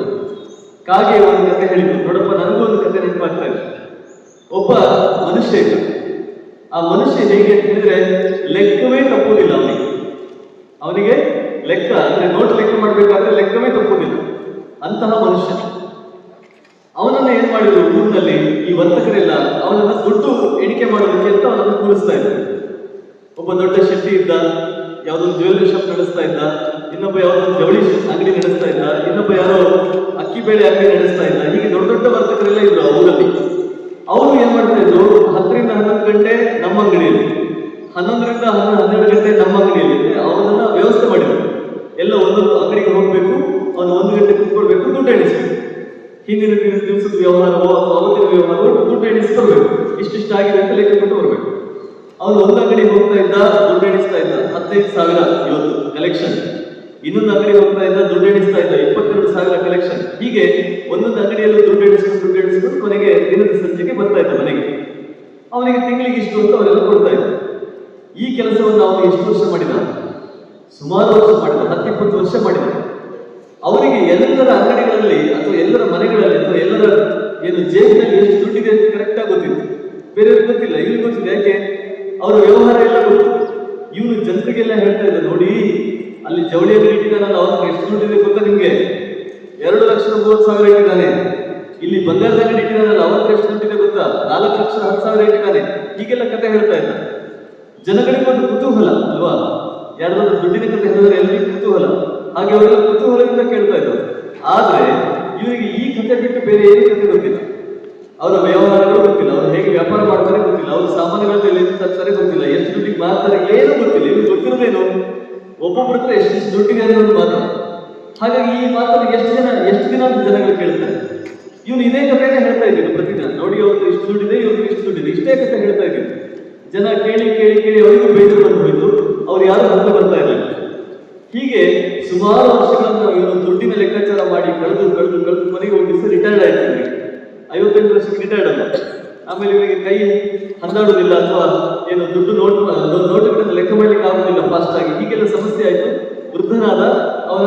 ಕೆಲಸ ನಿವೃತ್ತಿ ಮಾಡಿದ್ರು. ಇವನು ಮನೆಗೆ ಬಂದು ಕೂತ. ಈಗ ಇವತ್ತು ಎಷ್ಟು ದುಡ್ಡಿದೆ? ಎಷ್ಟಿದೆ? ಅವ್ರು ಕೊಟ್ಟ ಸಂಬಳದ ದುಡ್ಡು ಮಾತ್ರ, ಅದು ಬಿಟ್ಟು ಬೇರೆ ದುಡ್ಡು ಯಾವುದೂ ಇಲ್ಲ. ಅವ್ರು ಕೊಟ್ಟಿದ್ದಾರ? ನನ್ನ ಹತ್ರ ಒಂದು 50,000 ಇದೆ, 30,000 ಇಂತ ಬಂದು ಕೊಟ್ಟಿದ್ದಾರ? ಇಲ್ಲ. ಎಲ್ಲ ಅವರವರ ಸಂಬಳ ದುಡ್ಡು ಮಾತ್ರ ಕೊಟ್ಟಿದ್ದಾರೆ. ಹಾಗಾಗಿ ಇವನು ಜೀವಮಾನ ಇಡೀ ದುಡ್ಡುಗಳನ್ನ ಎಣಿಸಿದ್ದು, ನೋಟುಗಳನ್ನ ಪ್ರತಿನಿತ್ಯ ಎಣಿಸಿದ್ದು. ಆದ್ರೆ ಕೊನೆಗೆ ಜೀವನದಲ್ಲಿ ಮಾತ್ರ ಅವನ ಕೈಯಲ್ಲಿ 1 ರೂಪಾಯಿಯೂ ಎಕ್ಸ್ಟ್ರಾ ದುಡ್ಡು ಅಂತಿಲ್ಲ. ಹಾಗೆ ಕೆಲವು ಸಲ ಏನಾಗ್ತದೆ, ಕಾಗೆ ಹೇಳ್ತಾ ಉಂಟು, ಕೆಲವು ಸಲ ನಮ್ಮ ಜೀವನದಲ್ಲಿ ತುಂಬಾ ದುಡ್ಡು ನಮ್ಮ ಕೈಗೆ ಬರ್ತದೆ, ಆದ್ರೆ ನಮ್ಮ ಜೇಬಿಗೆ ಬರುವಂಥದ್ದು ಏನಿಲ್ಲ ಅಲ್ವಾ? ಹಾಗೇನೆ ಇನ್ನೊಂದು ಕತೆ ಹೇಳ್ತೇನೆ. ಯಾವುದು? ಆಮೆಗೆ ಇನ್ನೊಂದು ಕತೆ ನೆನಪಾಗ್ತದೆ. ಅದು ಹೇಳ್ತೇನೆ ನೋಡು. ಇನ್ನೊಂದು ಕತೆ ನಾನು ಹೇಳ್ತೇನೆ. ಒಬ್ಬ, ನೀನು ಹೇಳ್ತಾ ಇದ್ದೀಯ ಅವನು ದಿನನಿತ್ಯ ದುಡ್ಡು ಎಣಿಸ್ತಾ ಇದ್ದ, ದುಡ್ಡು ಅವನದಲ್ಲ ಅಂತ ಹೇಳ್ತಾ ಇದ್ದೀಯ. ನಾನು ಇನ್ನೊಬ್ಬರ ಕತೆ ಹೇಳ್ತೇನೆ. ದುಡ್ಡು ಅವನದ್ದೇ ದುಡ್ಡು. ಒಬ್ಬ ಒಂದು ಊರಲ್ಲಿ ಕಳ್ಳ ಇದ್ದ. ಕಳ್ಳ ಅಂದ್ರೆ ಡಕಾಯಿತ. ಅವನೇನ್ ಮಾಡ್ತಾ ಇದ್ದ? ಎಲ್ಲ ಕಳ್ಳ ವ್ಯವಹಾರಗಳನ್ನು ಮಾಡ್ತಾ ಇದ್ದ. ಲಂಚ ತಗೊಳ್ಳೋದು, ಇನ್ನೊಬ್ಬರ ದುಡ್ಡನ್ನು ಹಾರಿಸೋದು, ಇನ್ನೊಬ್ಬರ ಮನೆಯಿಂದ ಕನ್ನ ಹಾಕಿ ದುಡ್ಡು ತೆಗೆಯೋದು, ಈ ತರದ ಎಲ್ಲಾ ವ್ಯವಹಾರಗಳನ್ನು ಮಾಡ್ತಾ ಇದ್ದ ಕಳ್ಳ. ಅವನು ಬರ್ತಾ ಒಳ್ಳೆ ಸಂಪಾದನೆ ಮಾಡಿದ. ಸುಮಾರು ಪೆಟ್ಟಿಗೆಗಳಲ್ಲಿ ದುಡ್ಡು ತುಂಬಿತು. ಹಾಗೆ ದುಡ್ಡು ತುಂಬಿದಾಗ ಏನಾಗ್ತದೆ? ನಮಗೆ ಒಳ್ಳೆ ಧೈರ್ಯ ಬರ್ತದ? ದುಡ್ಡು ಸರಿಯಾಗಿ ನನ್ನ ಮನೆಯಲ್ಲಿ ಎಲ್ಲ ತುಂಬಿಕೊಂಡಿದೆ, ಚಿನ್ನ ದುಡ್ಡು ಎಲ್ಲ ತುಂಬಿಕೊಂಡಿದೆ, ಧೈರ್ಯ ಬರ್ತದ? ಇಲ್ಲ. ಧೈರ್ಯ ಕಡಿಮೆ ಆಗ್ತದೆ ಅಲ್ವಾ? ಯಾಕೆ? ಯಾರು ಬರ್ತಾರೋ ಏನೋ, ಕಳ್ಳರು ಬಂದು ತಗೊಂಡು ಹೋಗ್ತಾರೋ ಏನೋ, ಪೊಲೀಸ್ ರೈಡ್ ಆಗ್ತಾರೋ ಏನೋ, ಇಡಿ ಅವರು ಬರ್ತಾರೋ ಏನೋ, ತೆರಿಗೆ ಇಲಾಖೆಯವರು ರೈಡ್ ಮಾಡ್ತಾರೋ ಏನೋ, ಸರ್ಕಾರದವರು ಟ್ಯಾಕ್ಸ್ ಹಾಕ್ತಾರೋ ಏನೋ, ಏನೇನೇನೇನೋ ಸಮಸ್ಯೆಗಳು ಅಲ್ವಾ? ಅಥವಾ ಯಾರಿಗಾದ್ರೂ ಗೊತ್ತಾಗುತ್ತೋ ಏನೋ. ಹೀಗೆ ಅವನಿಗೆ ತುಂಬಾ ಭಯ ಶುರುವಾಯಿತು. ಮನೇಲಿ ತುಂಬಾ ದುಡ್ಡಿದೆ, ಆದ್ರೆ ಭಯನೂ ಅಷ್ಟೇ ಜಾಸ್ತಿ ಇದೆ. ಇವನೇನ್ ಮಾಡಿದ? ಮನೆಗೆ ಕಂಪೌಂಡ್ ಯಂತ್ರ ಮಾಡಿದ. ನಮ್ಮಲ್ಲಿ ಹಾಗೆ ಅಲ್ವಾ? ಡಾನ್ಗಳು ಏನ್ ಮಾಡ್ತಾರೆ? ಮೊದಲಿಗೆ ಕಂಪೌಂಡ್ ಯಂತ್ರ ಮಾಡ್ಕೊಂಡಿರ್ತಾರೆ, ಯಾಕೆ ಯಾರು ಹಾರಬಾರ್ದು ಒಳಗೆ. ಹಾಗೆ ಕಂಪೌಂಡ್ಗಳನ್ನ ಯಂತ್ರ ಮಾಡ್ಕೊಂಡ. ಆಮೇಲೆ ಮನೆಗೆ ಕಿಟಕಿ ಬಾಗಿಲು ತುಂಬಾ ಇತ್ತು ಮೊದಲಿಗೆ. ಈಗ ಏನ್ ಮಾಡಿದ? ಕಿಟಕಿಗಳನ್ನೆಲ್ಲ ಕ್ಲೋಸ್ ಮಾಡಿಸಿದ, ಯಾಕೆ ಯಾರು ನೋಡ್ಬಾರ್ದು ಅಲ್ವಾ? ಕೆಲವು ಸಲ ಇಣುಕಿ ನೋಡ್ಬೋದು, ಒಳಗೆ ಏನ್ ನಡೀತಾ ಇದೆ ನೋಡ್ಬೋದು. ಕಿಟಕಿಗಳನ್ನ ಕಡಿಮೆ ಮಾಡಿದ, ಅಲ್ಲೆಲ್ಲ ಗೋಡೆ ಎಬ್ಬಿಸಿದ. ಆಮೇಲೆ ಬಾಗಿಲುಗಳೆಲ್ಲ ಇತ್ತು, ಎದುರು ಬಾಗಿಲು, ಹಿಂದಿನ ಬಾಗಿಲೆಲ್ಲ ಇತ್ತು. ಆ ಬಾಗಿಲುಗಳನ್ನ ಕಡಿಮೆ ಮಾಡಿದ. ಒಂದೇ ಬಾಗಿಲು ಸಾಕು ಅಂತ, ಮನೆ ಒಳಗೆ ಹೋಗ್ಲಿಕ್ಕೆ ಒಂದು ಬಾಗಿಲು ಇದ್ರೆ ಸಾಕು, ಮಿಕ್ಕಿದೆಲ್ಲ ಯಾವುದೂ ಬೇಡ. ಆಮೇಲೆ ಮೇಲ್ಗಡೆ ಚಾವಣಿ, ಅದನ್ನು ಗಟ್ಟಿ ಮಾಡಿಸಿದ. ಹೆಂಚುಗಳನ್ನೆಲ್ಲ ತೆಗೆಸಿ ಟಾರಿಸಿ ಹಾಕಿಸಿದ. ಹೀಗೆ ಮಾಡ್ತಾ ಏನಾಯ್ತು? ಕೊನೆಗೆ ಎಲ್ಲ ಕಡೆಯಲ್ಲೂ ಕ್ಲೋಸ್. ಕಿಟಕಿಗಳಿಲ್ಲ, ಬಾಗಿಲಿಲ್ಲ, ಕಂಪೌಂಡ್ ಇಂದ ಹೊರಗಡೆ ಆ ಕಡೆ ಏನಾಗ್ತಿದೆ ಕಾಣ್ತಾ ಇಲ್ಲ. ಆಮೇಲೆ ಕೊನೆಗೆ ಕೆಲಸಗಾರರನ್ನು ಕಡಿಮೆ ಮಾಡಿದೆ. ಯಾಕೆ? ಕೆಲಸಗಾರರಿಗೆ ನಾಳೆ ಕೊಂದು ಹಾಕಿಬಿಟ್ರೆ, ದಿನ ಬರುವ ಕೆಲಸಗಾರರೇ ನನ್ನ ತಲೆ ಒಂದು ದುಡ್ಡನ್ನು ಹೋಗ್ಬಿಟ್ರೆ, ಹಾಗೆ ಕೆಲಸಗಾರರನ್ನು ಕಡಿಮೆ ಮಾಡಿದ. ಕೊನೆಗೆ ಅವನ ಮನೆಯಲ್ಲಿ ಒಬ್ಬನೇ ಇರ್ತಾ ಇದ್ದ. ಎಲ್ಲ ಸುತ್ತ ಗೋಡೆ ಕಟ್ಟಿ ಏನಾಗಿದೆ? ಆ ಮನೆ ಏನಾಗಿದೆ? ಇವನು ಅನ್ಕೊಂಡದ್ದೇನು? ನಾನು ಪೊಲೀಸರಿಗೆ ಆಗಬಾರ್ದು, ಇಡಿಯವರು ಬರಬಾರ್ದು, ನಾನು ಜೈಲಿಗೆ ಹೋಗಬಾರ್ದು. ಜೈಲಿಗೆ ಹೋದ್ರೆ ಏನಾಗ್ತದೆ? ನಾನು 4 ಗೋಡೆಗಳ ಮಧ್ಯದಲ್ಲಿ ಜೀವನ ಕಳಿಬೇಕಾಗ್ತದೆ. ಆದ್ರೆ ಈಗ ಅವನು ಕಳೀತಾ ಇರೋದೇನು? ಅದೇ ಜೀವನ ಅಲ್ವಾ? ಜೈಲಿನ ಜೀವನವನ್ನೇ ಕಳೀತಾ ಇದ್ದಾನೆ. ಏನು ವ್ಯತ್ಯಾಸ ಇಲ್ಲ. ಅವನು ಸಂತೋಷ ಪಡ್ತಾ ಇಲ್ಲ, ಅಥವಾ ಎಲ್ಲಿಗೂ ಹೋಗಿ ಖುಷಿ ಪಡ್ತಾ ಇಲ್ಲ, ಪ್ರವಾಸ ಮಾಡ್ತಾ ಇಲ್ಲ, 4 ಜನರ ಜೊತೆ ಕೂತ್ಕೊಂಡು ಮಾತಾಡ್ತಾ ಇಲ್ಲ, ಹರಟೆ ಹೊಡಿತಾ ಇಲ್ಲ, ಒಳ್ಳೆ ಊಟ ಮಾಡಿ ಏನೂ ಇಲ್ಲ. ಅವನು ಬದುಕ್ತಾ ಇರೋದು ಜೈಲಿನ ಜೀವನವೇ. ಹಾಗೆ ಕೆಲವು ಸಲ ನಮ್ಮ ಹತ್ರ ದುಡ್ಡು ಇದ್ರೂ ಕೂಡ ಪ್ರಯೋಜನ ಇಲ್ಲ, ನಮ್ಮದೇ ದುಡ್ಡು ಆದ್ರೂ ಕೂಡ ನಾವು ಜೈಲಿನ ಬದುಕನ್ನ ಬಾಳ್ತಾ ಇರ್ತೇವೆ. ಅದಕ್ಕೆ ಈ ಮಂಥನಕ್ಕೆ ಇನ್ನೊಂದು ಕತೆ ಹೇಳಿದ್ರು. ನೋಡಪ್ಪ, ನೀನು ಕತೆ ಹೇಳುವಾಗ ದುಡ್ಡಿನ ಬಗ್ಗೆ ನನಗೆ ಇನ್ನೊಂದು ನೆನಪಾಯ್ತು. ನಾನು ಆ ಕಥೆಯನ್ನು ಹೇಳ್ತೇನೆ. ಏನಂತ ಹೇಳಿದ್ರೆ, ಒಬ್ಬ ಇದ್ದ, ಅವನು ತುಂಬಾ ಕೆಲಸ ಮಾಡ್ತಾ ಇದ್ದ, ಹಗಲು ರಾತ್ರಿ ಕೆಲಸ. ಈ ಸಾಫ್ಟ್ವೇರ್ ಇಂಜಿನಿಯರ್ ಹಾಗೆ ಅಲ್ಲ, ದಿನ ಬೆಳಗ್ಗೆ ಕೂರ್ತಾರೆ, ರಾತ್ರಿ ನೋಡಿದ್ರೆ ಕೂರ್ತಾ ಇರ್ತಾರೆ ಕಂಪ್ಯೂಟರ್ ಅಲ್ಲಿ. ಹಾಗೆ ಏನೋ ಕೆಲಸ ಮಾಡ್ತಾ ಇದ್ದ ಅವನ ತಾಯಿ ಒಂದು ದೂರದ ಊರಲ್ಲಿ ಇದ್ದು, ಇವನು ನಗರದಲ್ಲಿ ಬೆಂಗಳೂರಲ್ಲಿ ಇದ್ದಾನೆ, ತಾಯಿ ಯಾವುದೋ ದೂರದ ಹಳ್ಳಿಯಲ್ಲಿದ್ದಾಳೆ. ಈ ತಾಯಿ ಪ್ರತಿದಿನ ಕೇಳ್ತಾ ಇದ್ರು, ಏನಪ್ಪಾ ಈ ವಾರ ಬರ್ತೀಯ ಮನೆಗೆ? ಇಲ್ಲಮ್ಮ, ಈ ವಾರ ನನಗೆ ಸ್ವಲ್ಪ ಎಕ್ಸ್ಟ್ರಾ ಓವರ್ ಡ್ಯೂಟಿ ಇದೆ, ನನಗೆ ಈ ಸಲ ಬರ್ಲಿಕ್ಕೆ ಆಗುದಿಲ್ಲ. ಹಾಗೆ ಮುಂದಿನ ವಾರ, ಏನಪ್ಪಾ ಈ ಸಲ ಬರ್ತೀಯಾ? ಇಲ್ಲ. ಹಬ್ಬಕ್ಕೆ ಬರ್ತೀಯಾ? ಇಲ್ಲ, ಕೆಲಸ ಇದೆ. ಆಮೇಲೆ ಫಾರಿನ್ ಹೋಗ್ಲಿಕ್ಕಿದೆ, ಯಾವುದೋ ಮೀಟಿಂಗ್ ಇದೆ, ಯಾರೋ ಬರ್ತಾ ಇದ್ದಾರೆ, ಅವರನ್ನು ಮಾತಾಡಿಸ್ಲಿಕ್ಕಿದೆ, ಹೊಸ ಪ್ರಾಜೆಕ್ಟ್ ಬಂದಿದೆ. ಹೀಗೆ ಪ್ರತಿ ಸಲನೂ ಏನೋ ಅಂತ ಹೇಳ್ತಾ ಇದ್ದಾರೆ. ಯಾವತ್ತೂ ಕೂಡ ಅವನಿಗೆ ಮನೆಗೆ ಹೋಗ್ಲಿಕ್ಕೆ ಸಮಯವೇ ಸಿಗ್ಲಿಲ್ಲ. ಹಾಗೆ ಆಗ್ತಾ ಕೊನೆಗೆ ಏನಾಯ್ತು? ಒಂದು ಸಲ ಅವನ ಸಂಪತ್ತೆಲ್ಲ ಇಳೀತು. ಅವನಿಗೆ ಯಾವುದೋ ಒಂದು ದೊಡ್ಡ ನಷ್ಟ ಆಯ್ತು. ಎಲ್ಲೋ ಒಂದು ಕಡೆ ಇನ್ವೆಸ್ಟ್ ಮಾಡಿದ್ದು ದುಡ್ಡು ಹೋಯ್ತು, ಬ್ಯಾಂಕಿನಲ್ಲಿ ಅಲ್ಲಿಂದ ಬ್ಯಾಂಕ್ಗೆ ಮುಳುಗಿ ಹೋಯ್ತು. ಹೀಗೆ ಏನೇನೋ ಆಗಿ ಕೊನೆಗೇನಾಯ್ತು, ಅವನು ಸಂಪಾದನೆ ಮಾಡಿದ ದುಡ್ಡೆಲ್ಲ ಕರಗಿ ಹೋಯ್ತು. ಕರಗಿ ಹೋದಾಗ ಏನಾಯ್ತು, ಹೆಂಡತಿ ಇನ್ನು ನಿಮ್ಮ ಜೊತೆ ಇರ್ಲಿಕ್ಕೆ ಸಾಧ್ಯ ಇಲ್ಲ ಅಂತ ಹೇಳಿ ಬಿಟ್ಟು ಹೋದ್ರು. ಮಕ್ಕಳಿಬ್ರು ಏನ್ ಮಾಡಿದ್ರು, ನಮ್ಗೆ ಇನ್ನೊಂದು ಯಾವುದು ಹೊರಗಿನ ದೇಶದಲ್ಲಿ ಕೆಲಸ ಸಿಕ್ಕಿದೆ ಅಂತ ಅವ್ರು ಹೋದ್ರು. ಸೊ ಮಕ್ಕಳು ದೂರ ಆದ್ರು, ಹೆಂಡತಿ ದೂರ ಆದ್ರು, ಮನೆಯವರೆಲ್ಲ ನೆಂಟಿಷ್ಟೆಲ್ಲ ದೂರ ಆದ್ರು. ಯಾಕೆ ಯಾರ ಮನೆಗೂ ಹೋಗ್ಲಿಲ್ಲ, ಅವರೇ ಕೊಡ್ತಾರೆ. ನಾವು ಒಬ್ಬರ ಮನೆಗೆ ಹೋದ್ರಲ್ಲ, ನಮ್ಮ ಮನೆಗೆ ಹೋದ್ರು. ಇವನು ಯಾರನ್ನೂ ಫ್ರೆಂಡ್ಸ್ ಆಗಿ ಇಟ್ಕೊಂಡಿಲ್ಲ, ಸಂಬಂಧಿಕರು ಬೇಡ ಅಂತ ದೂರ ಇಟ್ಟಿದ್ದಾನೆ. ಹಾಗಾಗಿ ಸಂಬಂಧಿಕರು ಏನ್ ಮಾಡಿದ್ರು, ಇವನ ಹತ್ರವೂ ಸುಳಿಲಿಲ್ಲ. ಹಾಗೆ ಒಬ್ಬನೇ ಕೂತಾಗ ಕೆಲವರು ಮೊದಲು ಕೇಳ್ತಾ ಇದ್ರು ಸಂಬಂಧಿಕರು, ಯಾಕಪ್ಪ ನೀನು ತಾಯಿ ಕೇಳ್ತಾ ಇದ್ದಾಗ ನೀನು ಹಳ್ಳಿಗೆ ಹೋಗ್ಲಿಕ್ಕೆ ಆಗಲ್ಲ ಅಂತ ಹೇಳ್ತಾ ಇದ್ದೆ, ತಾಯಿಯನ್ನೇ ನಿನ್ನ ಮನೆ ಕರ್ಕೊಂಡು ಬರ್ಬೋದಲ್ಲ, ಅವಳನ್ನೇ ಇಲ್ಲಿಗೆ ಬರ್ಬೋದಲ್ಲ ಅಂತ ಹೇಳಿದ್ರೆ ಏನ್ ಹೇಳ್ತಾ ಇದ್ದ, ಇಲ್ಲ ಅದು ನನ್ನ ಹೆಂಡತಿಗೆ ಪ್ರೈವಸಿ ಕಮ್ಮಿ ಆಗುತ್ತೆ, ಅವಳಿಗೆ ಖಾಸಗಿತನ ಇರೋದಿಲ್ಲ, ನನ್ನ ಇಬ್ಬರು ಮಕ್ಕಳು ಓದ್ತಾ ಇದ್ದಾರೆ, ನಮ್ಮ ಮನೆ ಜಾಗ ಕಡಿಮೆ ಆಗುತ್ತೆ ಅಂತ ಹೇಳ್ತಾ ಇದ್ದ. ಅಂದ್ರೆ ತಾಯಿಯನ್ನು ಕರ್ಕೊಂಡು ಬರ್ತಾ ಇರಲಿಲ್ಲ. ಈಗ ಇವನ ಮನೆ ಖಾಲಿ ಆಗಿದೆ. ಯಾಕೆ? ಹೆಂಡತಿ ಇಲ್ಲ, ಮಕ್ಕಳಿಲ್ಲ, ಯಾವ ಸಂಬಂಧಿಕರು ಇಲ್ಲ, ಯಾರು ಇಲ್ಲ, ಮನೆ ಇಡೀ ಖಾಲಿಯಾಗಿ ಕೂತಿದೆ. ಆವಾಗ ಅವನಿಗೆ ಅನಿಸಿತು, ಈಗ ನನ್ನ ಪಕ್ಕದಲ್ಲಿ ನನ್ನ ತಾಯಿ ಇದ್ದಿದ್ರೆ ಎಷ್ಟು ಚೆನ್ನಾಗಿರ್ತಾ ಇತ್ತಲ್ವ ಅಂತ ಅನಿಸಿತು. ಆದ್ರೆ ತಾಯಿ ಏನಾಗಿದ್ದಾಳೆ ಸತ್ತು ಹೋಗಿಲ್ಲ. ಎಷ್ಟೋ ವರ್ಷ ಆಯ್ತು ಅಲ್ವಾ? ತಾಯಿ ಬೇಕು ಅಂತ ಹೇಳಿದಾಗ ನನಗೆ ಕರ್ಕೊಂಡು ಬರೋದಕ್ಕೆ ನೂರಾರು ಸಮಸ್ಯೆಗಳು. ಮನೆ ಚಿಕ್ಕದಾಗುತ್ತೆ, ನಾನು ಇರೋದಿಲ್ಲ, ನಾನು ಕೆಲಸದ ಮೇಲೆ ಇರ್ತೇನೆ, ನನ್ನ ಹೆಂಡತಿಗೆ ಖಾಸಗಿತನ ಇರೋದಿಲ್ಲ, ನನ್ನ ಮಕ್ಕಳಿಗೆ ಸ್ಟಡಿ ರೂಮ್ ಸಿಗೋದಿಲ್ಲ, ಹೀಗೆ ನೂರಾರು ಕಾರಣಗಳನ್ನು ಹೇಳಿದವರು ಕೊನೆಗೆ ಎಲ್ಲವೂ ಇದ್ದು, ದುಡ್ಡು ಅದಿದೆ, ಎಲ್ಲವೂ ಇದೆ, ಮನೆ ಇದೆ, ಎಲ್ಲವೂ ಇದೆ, ಜಾಗವೂ ಇದೆ, ಬೇಕಾದಷ್ಟು ಜಾಗ ಇದೆ ಮನೆಯೊಳಗಡೆ, ಆದ್ರೆ ತಾಯಿ ಇಲ್ಲ. ಹಾಗೆ ಏನಾಗ್ತದೆ, ಕೆಲವು ಸಲ ನಮಗೆ ದುಡ್ಡಿನ ಹಿಂದೆ ಹೋದಾಗ ನಮಗೆ ಸಂಬಂಧಗಳು ಬೇಡ, ಸಂಬಂಧಗಳು ಬೇಕು ಅಂದಾಗ ನಮ್ಗೆ ದುಡ್ಡು ಸಿಗುವುದಿಲ್ಲ. ಹಾಗೆ ಅವರೆಲ್ಲ ಇಬ್ರು ಕೂಡ, ಆಮೆ ಮತ್ತೆ ಕಾಗಿ ಇಬ್ರು ಕೂಡ ಹಿರಣ್ಯಕನಿಗೆ ಸಮಾಧಾನ ಮಾಡಿದ್ರು. ಯಾಕೆ? ನಿನಗೆ ದುಡ್ಡು ಹೋಯ್ತಪ್ಪ, ಯಾರು ಕರ್ಕೊಂಡು ಹೋದ್ರು? ಆ ಸನ್ಯಾಸಿಯ ಗೆಳೆಯ ತಗೊಂಡು ಹೋಗಿದ್ದಾನಲ್ಲ, ದುಡ್ಡು ಹೋಯ್ತು, ಬಿಡು, ನೀನು ಅದ್ರ ಬಗ್ಗೆ ಅಳಬೇಡ, ನಿಂಗೆ ಏನಾಗಿದೆ, ಈಗ ಒಳ್ಳೆ ಸ್ನೇಹಿತರು ಸಿಕ್ಕಿದ್ದಾರೆ ಅಲ್ವಾ? ನಾವಿಬ್ರು ನಿನ್ನ ಜೀವಕ್ಕಿಂತ ಹೆಚ್ಚಾಗಿ ನಿನ್ನ ನೋಡ್ಕೊಳ್ತೇವೆ, ಪ್ರೀತಿ ಮಾಡ್ತೇವೆ, ನಿನ್ನ ಜೊತೆ ಗೆಳೆತನ ಮಾಡ್ತೇವೆ. ಹಾಗಾಗಿ ದುಡ್ಡು ಹೋದ್ರೂ ಪರವಾಗಿಲ್ಲ, ಜೀವನದಲ್ಲಿ ಮುಖ್ಯವಾಗಿ ಬೇಕಾದದ್ದು ಯಾವುದು? ಗೆಳೆತನ ಅಂತ ಹೇಳಿ ಇಬ್ರು ಕೂಡ ಹೇಳಿದ್ರು. ಹಾಗೆ ಈ ಆಮೆ ಮತ್ತೆ ಇಲಿ ಮತ್ತೆ ಕಾಗಿ, ಈ ಮೂರು ಜನ ಬಹಳ ಚೆನ್ನಾಗಿ ಅಲ್ಲಿ ಆ ಕಾಡಿನಲ್ಲಿ ವಾಸ ಮಾಡ್ತಾ ಇದ್ರು. ದಿನ ಬೆಳಗಾದ್ರೆ ಅವರು ಮೂರು ಒಟ್ಟಿಗೆ ಸೇರೋದು, ಕತೆ ಹೇಳೋದು, ಪೂರಿ ಒಟ್ಟಿಗೆ ತಿನ್ನೋದು, ಹೀಗೆಲ್ಲ ಆಗ್ತಾ ಇತ್ತು.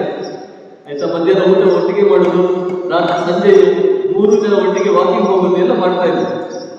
ಹಾಗೆ ಇರ್ಬೇಕಾದ್ರೆ ಒಂದು ದಿವಸ ಅವರು ಮೂರು ಜನ ಕೆರೆ ಹತ್ರ ಕೂತ್ಕೊಂಡು ಮಾತಾಡ್ತಾ ಇದ್ದಾರೆ. ದೂರದಿಂದ ಒಂದು ಚಿಗರೆ ಓಡ್ಕೊಂಡು ಬಂತು, ಜಿಂಕೆ ಜೋರಾಗಿ ಓಡ್ಕೊಂಡು ಬಂದು ಅದು ನೀರಿನ ಹತ್ರ ಬಂತು. ಆವಾಗ ಈ ಮೂರು ಜನ ಭಯ ಆಯ್ತು.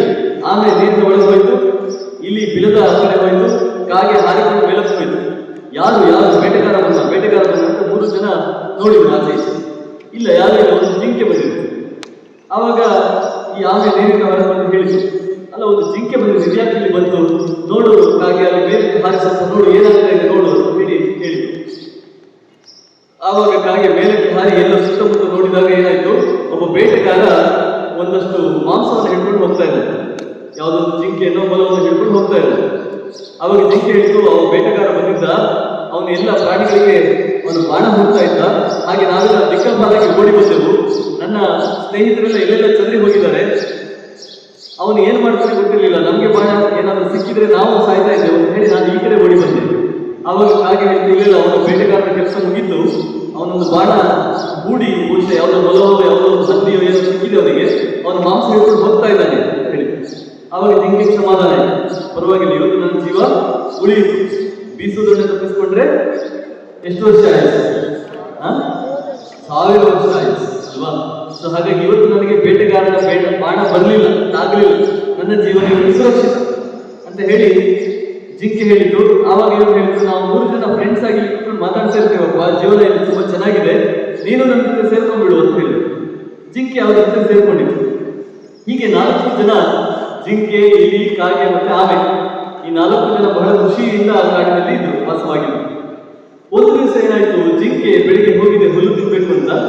ಹುಲ್ಲು ತಿನ್ನುತ್ತಾ ಮಾಂಸ ತಿನ್ನೋದು ಜಿಂಕೆ? ಹುಲ್ಲಲ್ವಾ, ಹುಲ್ಲು ತಿನ್ಬೇಕು ಅಂತ ಹೋಗಿದ್ದು ಮತ್ತೆ ಮಧ್ಯಾಹ್ನ ವಾಪಸ್ ಬರಲಿಲ್ಲ. ಅದರ ಕ್ರಮ ಏನು? ಬೆಳಿಗ್ಗೆ ಹೋಗಿ ಮಧ್ಯಾಹ್ನದ ಹೊತ್ತಿಗೆ ವಾಪಸ್ ಬರೋದು. ಬಂದಿಲ್ಲ. ಸಂಜೆ ಆದ್ರೂ ವಾಪಸ್ ಬಂದಿಲ್ಲ. ಆವಾಗ ಇವರಿಗೆ ಟೆನ್ಷನ್ ಶುರುವಾಯಿತು. ಈ ಜಿಂಕೆ ಎಲ್ಲಿ ಹೋಯ್ತು? ಏನಾದ್ರೂ ಆಯ್ತಾ? ಹುಲಿ ಸಿಂಹ ಏನಾದ್ರು ತಿಂದಿತ್ತಾ? ಅಥವಾ ಬೇಟೆಗಾರನ ಬಲೆಗೆ ಏನಾದ್ರು ಸಿಕ್ಕಾಕೊಂಡಿದ್ಯಾ? ಅಥವಾ ಅವರ ಪ್ರಾಣ ಏನಾದ್ರು ಹೋಗಿದ್ಯಾ? ಏನಾಗಿದೆ ಅಂತ ಗೊತ್ತಿಲ್ಲ. ಆವಾಗ ಈ ಆಮೆ ಹೇಳಿದ್ರು, ನೋಡಪ್ಪ ಕಾಗೆ, ನೀನು ಹೋಗಿ ಎಲ್ಲ ನೋಡ್ಕೊಂಡು ಬಾ ಕಾಡಿನಲ್ಲಿ ಏನಾಗಿದೆ ನಮ್ಮ ಜಿಂಕೆಗೆ ಅಂತ ಹೇಳಿ ಕಳಿಸಿ. ಜಿಂಕೆ ಇಲಿಯನ್ನ ಬೆನ್ನ ಮೇಲೆ ಹಾಕೊಂಡು, ಯಾಕಂದ್ರೆ ಅಲ್ಲಿ ಏನಾದ್ರು ಬಲೆ ಗಿಲೆ ಏನಾದ್ರು ಇದ್ರೆ ಆ ಬಲೆಯನ್ನು ಕತ್ತರಿಸ್ಬೇಕಲ್ಲ, ಹಾಗೆ ಆ ಇಲಿಯನ್ನ ತನ್ನ ಬೆನ್ನ ಮೇಲೆ ಹಾಕೊಂಡು ಕಾಗೆ ಹಾರಿಕೊಂಡು ಹೋಯ್ತು. ಹಾರಿಕೊಂಡು ಹೋಗುವಾಗ ದೂರದಲ್ಲಿ ಏನಾಯ್ತು, ಅವುಗಳಿಗೆ ಜಿಂಕೆ ಕಾಣಿಸಿತು. ಜಿಂಕೆಗೆ ಏನಾಗಿದೆ, ಬೇಟೆಗಾರ ಹಾಕಿದ ಒಂದು ಬಲೆಯಲ್ಲಿ ಜಿಂಕೆ ಸಿಕ್ಕಾಕೊಂಡು. ಆವಾಗ ಇಲ್ಲಿಬ್ಬರು ಹತ್ರ ಬಂದ್ರು. ಜಿಂಕೆಗೆ ಜೀವ ಬಂದ ಹಾಗಾಯ್ತು.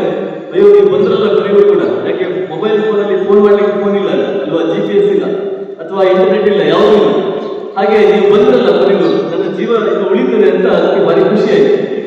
ಆವಾಗ ಇಲ್ಲಿ ಕೇಳಿದ್ರು, ಹೇಗಪ್ಪ ನೀನು ಈ ಬಲೆಯಲ್ಲಿ ಸಿಕ್ಕಾಕೊಂಡೆ? ಅದು ಹೇಳ್ತಾ, ಅದೆಲ್ಲ ಹೇಳಿಕ್ಕೆ ಸಮಯ ಇಲ್ಲ, ಒಂದು ಬಲೆ ಕಟ್ ಮಾಡು, ಬೇಟೆಗಾರ ಹಾಕಿದ ಬಲೆಯಲ್ಲಿ ಸಿಕ್ಕಾಕೊಂಡಿದ್ದೇನೆ ನಾನು ಅಂತ ಹೇಳಿ ಈ ಇಲಿ ಆ ಬಲೆಯನ್ನು ಕಟ್ ಮಾಡ್ಲಿಕ್ಕೆ ಹೋಗುವಷ್ಟರಲ್ಲಿ ಕಾಗೆ ಜೋರಾಗಿ ಕಿರಿಚಿತು. ಯಾಕೆ ಅಂತ ಹೇಳಿದ್ರೆ ಮಂತ್ರಕ ಬರ್ತಾ ಇದ್ದಾನೆ. ಮಂತ್ರಕ ಯಾರು? ಆಮೆ ಬರ್ತಾ ಇದೆ. ಈ ಕಾಗೆ ಹೇಳಿದ, ಅಯ್ಯೋ ನೀನ್ ಯಾಕಪ್ಪ ಬಂದೆ ಇಲ್ಲಿಗೆ? ನಾವಿಲ್ಲಿ ಜಿಂಕೆಯನ್ನ ಉಳಿಸ್ಬೇಕು ಅಂತ ಬಂದಿದ್ದೇವೆ ಇಬ್ರು ಕೂಡ, ನೀನ್ ಯಾಕೆ ಬಂದೆ? ಅಲ್ಲ, ನನಗೆ ತಡ್ಕೊಳ್ಳಿಕ್ಕೆ ಆಗ್ಲಿಲ್ಲ. ಈ ಜಿಂಕೆಗೆ ಏನಾಯ್ತು ಅಂತ ನನಗೂ ತುಂಬಾ ಟೆನ್ಷನ್ ಆಯ್ತು, ಹಾಗಾಗಿ ಹುಡುಕಿಕೊಂಡು ಬಂದೆ ನಾನು ಕೂಡ. ಅದಕ್ಕೆ ಕಾಗೆ ಹೇಳ್ತಲ್ಲ, ಈಗ ನೀನು ಬಂದದ್ರಿಂದ ದೊಡ್ಡ ಸಮಸ್ಯೆ ಆಗುತ್ತಲ್ಲ. ಈಗ ಬೇಟೆಗಾರ ಏನಾದ್ರು ಬಂದ್ರೆ ಜಿಂಕೆ ಓಡುವಂದ್ರೂ ಕೂಡ ನಿನ್ನನ್ನು ಹಿಡ್ಕೊಳ್ತಾನಲ್ಲ. ನಾವು ಹಾರ್ತೇವೆ, ಕಾಗೆ ಹಾರುತ್ತೆ, ಇಲ್ಲಿ ಓಡುತ್ತೆ, ಜಿಂಕೆ ನೆಗೆದುಕೊಂಡು ಹೋಗುತ್ತೆ, ನೀನು ಸಿಕ್ಕಿ ಬೀಳೋದಲ್ವಾ, ನೀನು ಯಾಕೆ ಬರ್ಲಿಕ್ಕೆ ಹೋದೆ ಅಂತ ಹೇಳಿ ಈ ಕಾಗೆ ಆಮೆಯಾಗಿ ಹೇಳುವಷ್ಟರಲ್ಲಿ ಬೇಟೆಗಾರ ಬರುವ ಸಫಲ ಆಯಿತು. ಇಲ್ಲಿ ಬೇಗ ಬಲೆಯನ್ನು ಕಟ್ ಮಾಡಿ ಜಿಂಕೆ ಹೊರಗೆ ಹಾರಿಕೊಂಡು ಹೋಯಿತು. ಕಾಗೆ ಕೂಡ ಅದು ರೆಕ್ಕೆ ಪಡೆದುಕೊಂಡು ಸ್ವಲ್ಪ ದೂರಕ್ಕೆ ಹೋಯಿತು. ಇಲ್ಲಿ ಬಿಲದ ಒಳಗೆ ಓಡಿ ಹೋಯಿತು. ಆವಾಗ ಬೇಟೆಗಾರ ಬಂದವರಿಗೆ ಗೊತ್ತಾಯ್ತು, ಈ ಜಿಂಕೆ ತಪ್ಪಿಸ್ಕೊಂಡಿದೆ ಅಂತ ಗೊತ್ತಾಯ್ತು. ಈ ಜಿಂಕೆ ತಪ್ಪಿ ಹೋಯ್ತಲ್ಲ ಅಂತ ಹೇಳಿ ಅವ್ರ ಪಕ್ಕದಲ್ಲಿ ನೋಡುವಾಗ ಏನಾಯ್ತು, ಆಮೆ ತೆವಳ್ಕೊಂಡು ಹೋಗ್ತಾ ಇದೆ. ಅದಕ್ಕೆ ಓಡ್ಲಿಕ್ಕೆ ಆಗ್ತದ? ಜಿಂಕೆ ಹಾಗೆ ಹಾರ್ಲಿಕ್ಕೆ ಆಗ್ತದ? ಹಕ್ಕಿ ಹಾಗೆ ಮೇಲಕ್ಕೆ ಹೋಗ್ಲಿಕ್ಕೆ ಆಗ್ತದ? ಏನೂ ಇಲ್ಲ, ತೆವಳ್ಕೊಂಡು ಹೋಗ್ತಾ ಇದೆ. ಅದು ಅಂದ್ಕೊಳ್ಳೋದೇನು, ಭಾರಿ ಫಾಸ್ಟ್ ಆಗಿ ಹೋಗ್ತಾ ಇದ್ದೇನೆ ಅಂತ. ಆದ್ರೆ ಅಷ್ಟು ಫಾಸ್ಟ್ ಆಗಿ ಹೋಗ್ಲಿಕ್ಕೆ ಸಾಧ್ಯ ಇಲ್ಲ ಅವನಿಗೆ. ಆವಾಗ ಬೇಟೆಗಾರ ಏನ್ ಮಾಡಿದ, ನನಗೆ ಜಿಂಕೆ ಹೋದ್ರೂ ಪರವಾಗಿಲ್ಲ, ಇವತ್ತಿನ ಊಟಕ್ಕೆ ಏನ್ ಸಿಕ್ಕಿದೀಗ, ಆಮೆ ಸಾಕು ಅಂತ ಹೇಳಿ ಆಮೆಯನ್ನು ಒಂದು ಹಗ್ಗದಲ್ಲಿ ಕಟ್ಟಿ ಅದನ್ನು ಹಿಡ್ಕೊಂಡು ಹೋಗ್ಲಿಕ್ಕೆ ಶುರು ಮಾಡಿ. ಇವಾಗ ಈ ಮೂರು ಪ್ರಾಣಿಗಳು ಮತ್ತೆ ಹತ್ರ ಬಂದವು. ಯಾರೆಲ್ಲ? ಕಾಗೆ, ಜಿಂಕೆ, ಇಲಿ, ಮೂರು ಹತ್ರಕ್ಕೆ ಬಂದವು. ಮೊದಲು ಬಲೆಗೆ ಸಿಕ್ಕಿದ ಯಾರು? ಜಿಂಕೆ. ಆವಾಗ ಪ್ಲಾನ್ ಮಾಡಿದ ಯಾರು? ಕಾಗೆ, ಇಲಿ ಮತ್ತೆ ಆಮೆ. ಈಗ ಏನಾಗಿದೆ, ಜಿಂಕೆ ಹೊರಗೆ ಹೋಗಿದೆ, ಆಮೆ ಸಿಕ್ಕಾಕೊಂಡಿದೆ ಅಲ್ವಾ? ಸೊ ಇವಾಗ ಈ ಮೂರು ಪ್ರಾಣಿಗಳು ಹತ್ರ ಬಂದವು, ಇಲಿ, ಜಿಂಕೆ ಮತ್ತೆ ಕಾಗೆ. ಏನ್ ಮಾಡೋದು ಯೋಚನೆ ಮಾಡಿ ಶುರು ಮಾಡಿದ್ರು. ಆವಾಗ ಕಾಗೆ ಹೇಳ್ತೀನಿ, ನನ್ನೊಂದು ಉಪಾಯ ಕೊಟ್ಟಿದೆ. ಏನು? ಯಾವುದಾದ್ರೂ ಒಂದು ನೀರಿನ ಜಾಗದ ಹತ್ರ, ಯಾವುದೋ ಹಳ್ಳವೋ ಕೊಳ್ಳವೋ ಕೆರೆಯೋ ಏನೋ ಅದರ ಹತ್ರ ಬಂದಾಗ ಜಿಂಕೆ ಸತ್ತ ಹಾಗೆ ಮಲಗಬೇಕು. ಅಲ್ಲಿ ಒಂದು ಕೆರೆಯ ಪಕ್ಕದಲ್ಲಿ ಜಿಂಕೆ ಸತ್ತ ಹಾಗೆ ಮಲಗಬೇಕು. ಮಲಗಿದಾಗ ನಾನು ಅದನ್ನು ಕುಕ್ಕುತ್ತಾ ಇರ್ತೇನೆ ಮೇಲ್ಗಡೆಯಿಂದ. ಕುಕ್ಕುದಂದ್ರೆ ಸರಿ ಕುಕ್ಕುದ? ಕುಕ್ಕಲ್ಲಿ ಅಲ್ಲ, ಸುಮ್ಮನೆ ನಾಟಕ ಅಲ್ವಾ, ಸುಮ್ಮನೆ ನಾಟಕ ಮಾಡ್ತಾ ಇರ್ತೇನೆ, ಇದನ್ನು ಕುಕ್ಕಿದ ಹಾಗೆ ನಾಟಕ ಮಾಡ್ತಾ ಇರ್ತೇನೆ. ಆವಾಗ ಬೇಟೆಗಾರ ಇದು ಸತ್ತಿದೆ ಅಂತ ಅಂದ್ಕೊಂಡು ಬರ್ತಾನೆ. ಬಂದು ಅವನೇನ್ ಮಾಡ್ತಾನೆ, ಆಮೆಯನ್ನು ಕೆಳಗೆ ಹಾಕಿ ಜಿಂಕೆನ ಹಿಡ್ಕೊಳ್ಳೋದಕ್ಕೆ ಬರ್ತಾನೆ. ಹಾಗೆ ಬಂದಾಗ ನಾವೇನ್ ಮಾಡ್ಬೇಕು, ಈ ಇಲಿ ಬಂದು ಆ ಆಮೆಯ ಬಲೆಯನ್ನು ಕತ್ತರಿಸ್ಬೇಕು. ಈ ಇಲಿಗೆ ಅದೇ ಕೆಲಸ, ಯಾರ್ಯಾರು ಸಿಕ್ಕಾಕೊಳ್ತಾರೋ ಅವ್ರು ಹೋಗಿ ಬಲೆ ಕತ್ತರಿಸೋದೇ ಕೆಲಸ. ಹೀಗೆ ಮಾಡ್ಬೇಕು ಅಂತ ಹೇಳಿ ಪ್ಲಾನ್ ಮಾಡಿ ಕೊನೆಗೆ ಮಾಡಿದ್ರು. ಒಂದು ಕೆರೆಯ ಹತ್ರ ಅಲ್ಲಿ ಜಿಂಕೆ ಮಲಗಿ, ಇವನು ಅಲ್ಲಿ ಬರ್ಬೇಕಲ್ಲ, ಬೇಡ.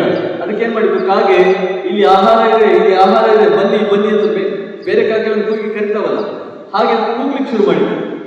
ಈ ಬೇಟೆಗಾರರಿಗೆಲ್ಲ ಹಕ್ಕಿಗಳ ಕೂಗು ಎಲ್ಲ ಅರ್ಥ ಆಗುತ್ತೆ, ಅದು ಯಾವ ಅರ್ಥಕ್ಕೆ ಕೂಗ್ತಾ ಇದೆ ಅಂತ ಗೊತ್ತಾಗುತ್ತೆ. ಅವನೇನ್ ಅನ್ಕೊಂಡ, ಇಲ್ಲ ಮಾಂಸ ಇದೆ, ಅದಕ್ಕೆ ಈ ಕಾಗೆ ಕೂಗ್ತಾ ಇದೆ ಅಂತ ಅಂದ್ಕೊಂಡ. ಅವನು ಆ ದಾರಿಯಾಗಿ ಬಂದ. ಅವನು ದೂರದಲ್ಲಿ ಬರೋದು ಕಾಣಿಸ್ತಾ ಇದೆ. ಅವಾಗ ಏನ್ ಮಾಡ್ತಾ ಇದೆ, ಕಾಗೆ ಮೇಲಕ್ಕೆ ಹಾರಿ ಬಂದು ಆ ಸಿಂಹವನ್ನು ಇದನ್ನ ಜಿಂಕೆಯನ್ನು ಕುಗ್ತಾ ಇದೆ. ಹಾಗೆ ಕುಕ್ಕಿದ ಹಾಗೆ ನಾಟಕ ಮಾಡ್ತಾ ಇದೆ. ಇವನಿಗೇನು ಭಾರಿ ಖುಷಿ ಆಯ್ತು. ಇಲ್ಲೊಂದು ಜಿಂಕೆ ಸತ್ಯ ಬಿದ್ದಿದೆ, ನನಗೆ ಇವತ್ತು ಒಳ್ಳೆಯ ಒಂದು ಭೂರಿ ಭೋಜನ, ಒಳ್ಳೆ ಬಾಳುತ್ತ ಇವತ್ತು ನನಗೆ ಸಿಕ್ಕಿತು ಅಂತ ಹೇಳಿ ಏನ್ ಮಾಡಿದವನು, ಆಮೇಲೆ ಅಲ್ಲಿ ಕೆಳಗೆ ಹಾಕಿ ಆ ಜಿಂಕೆ ಹತ್ರ ನಡ್ಕೊಂಡು ಬಂದ. ಅವನು ಹತ್ರ ಬರೋದ್ರಲ್ಲಿ ಏನ್ ಮಾಡಿದ್ರು, ಕಾಗೆ ಸೂಚನೆ ಕೊಟ್ಟು ಓಡು ಈಗ. ಆವಾಗ ಸತ್ತ ಹಾಗೆ ಮಲಗಿದ ಜಿಂಕೆ ಚಂಗನೆ ಎದ್ದು ಓಡ್ಲಿಕ್ಕೆ ಶುರು ಮಾಡಿತು. ಕಾಗೆ ಆಕಾಶದಲ್ಲಿ ಹಾರಿತು. ಈ ಇಲಿ ಆಮೆಯನ್ನು ಹೋಗಿ ಆಮೆಯ ಬಲೆಯನ್ನು ಕತ್ತರಿಸಿ ಆಮೆಯನ್ನು ಬಿಡಿಸಿತು. ಆ ಬಿಡಿಸಿಕೊಂಡ ಆಮೆ ಏನ್ ಮಾಡಿತು, ಹತ್ರದಲ್ಲೇ ನೀರಿತ್ತಲ್ಲ, ನೀರಿನ ಒಳಗೆ ಹೋಗಿ ಸುಯಿ ಅಂತ ಹೋಗಿ ಸೇರ್ಕೊಂಡಿತು. ಆವಾಗ ಬೇಡ, ಅಲ್ಲಿ ಹೋದಾಗ ಜಿಂಕೆ ಇಲ್ಲ, ಹಿಂದೆ ಬಂದ್ರೆ ಆಮೆ ಇಲ್ಲ ಅನ್ನೋ ಪರಿಸ್ಥಿತಿ ಆಯ್ತು ಅಲ್ವಾ.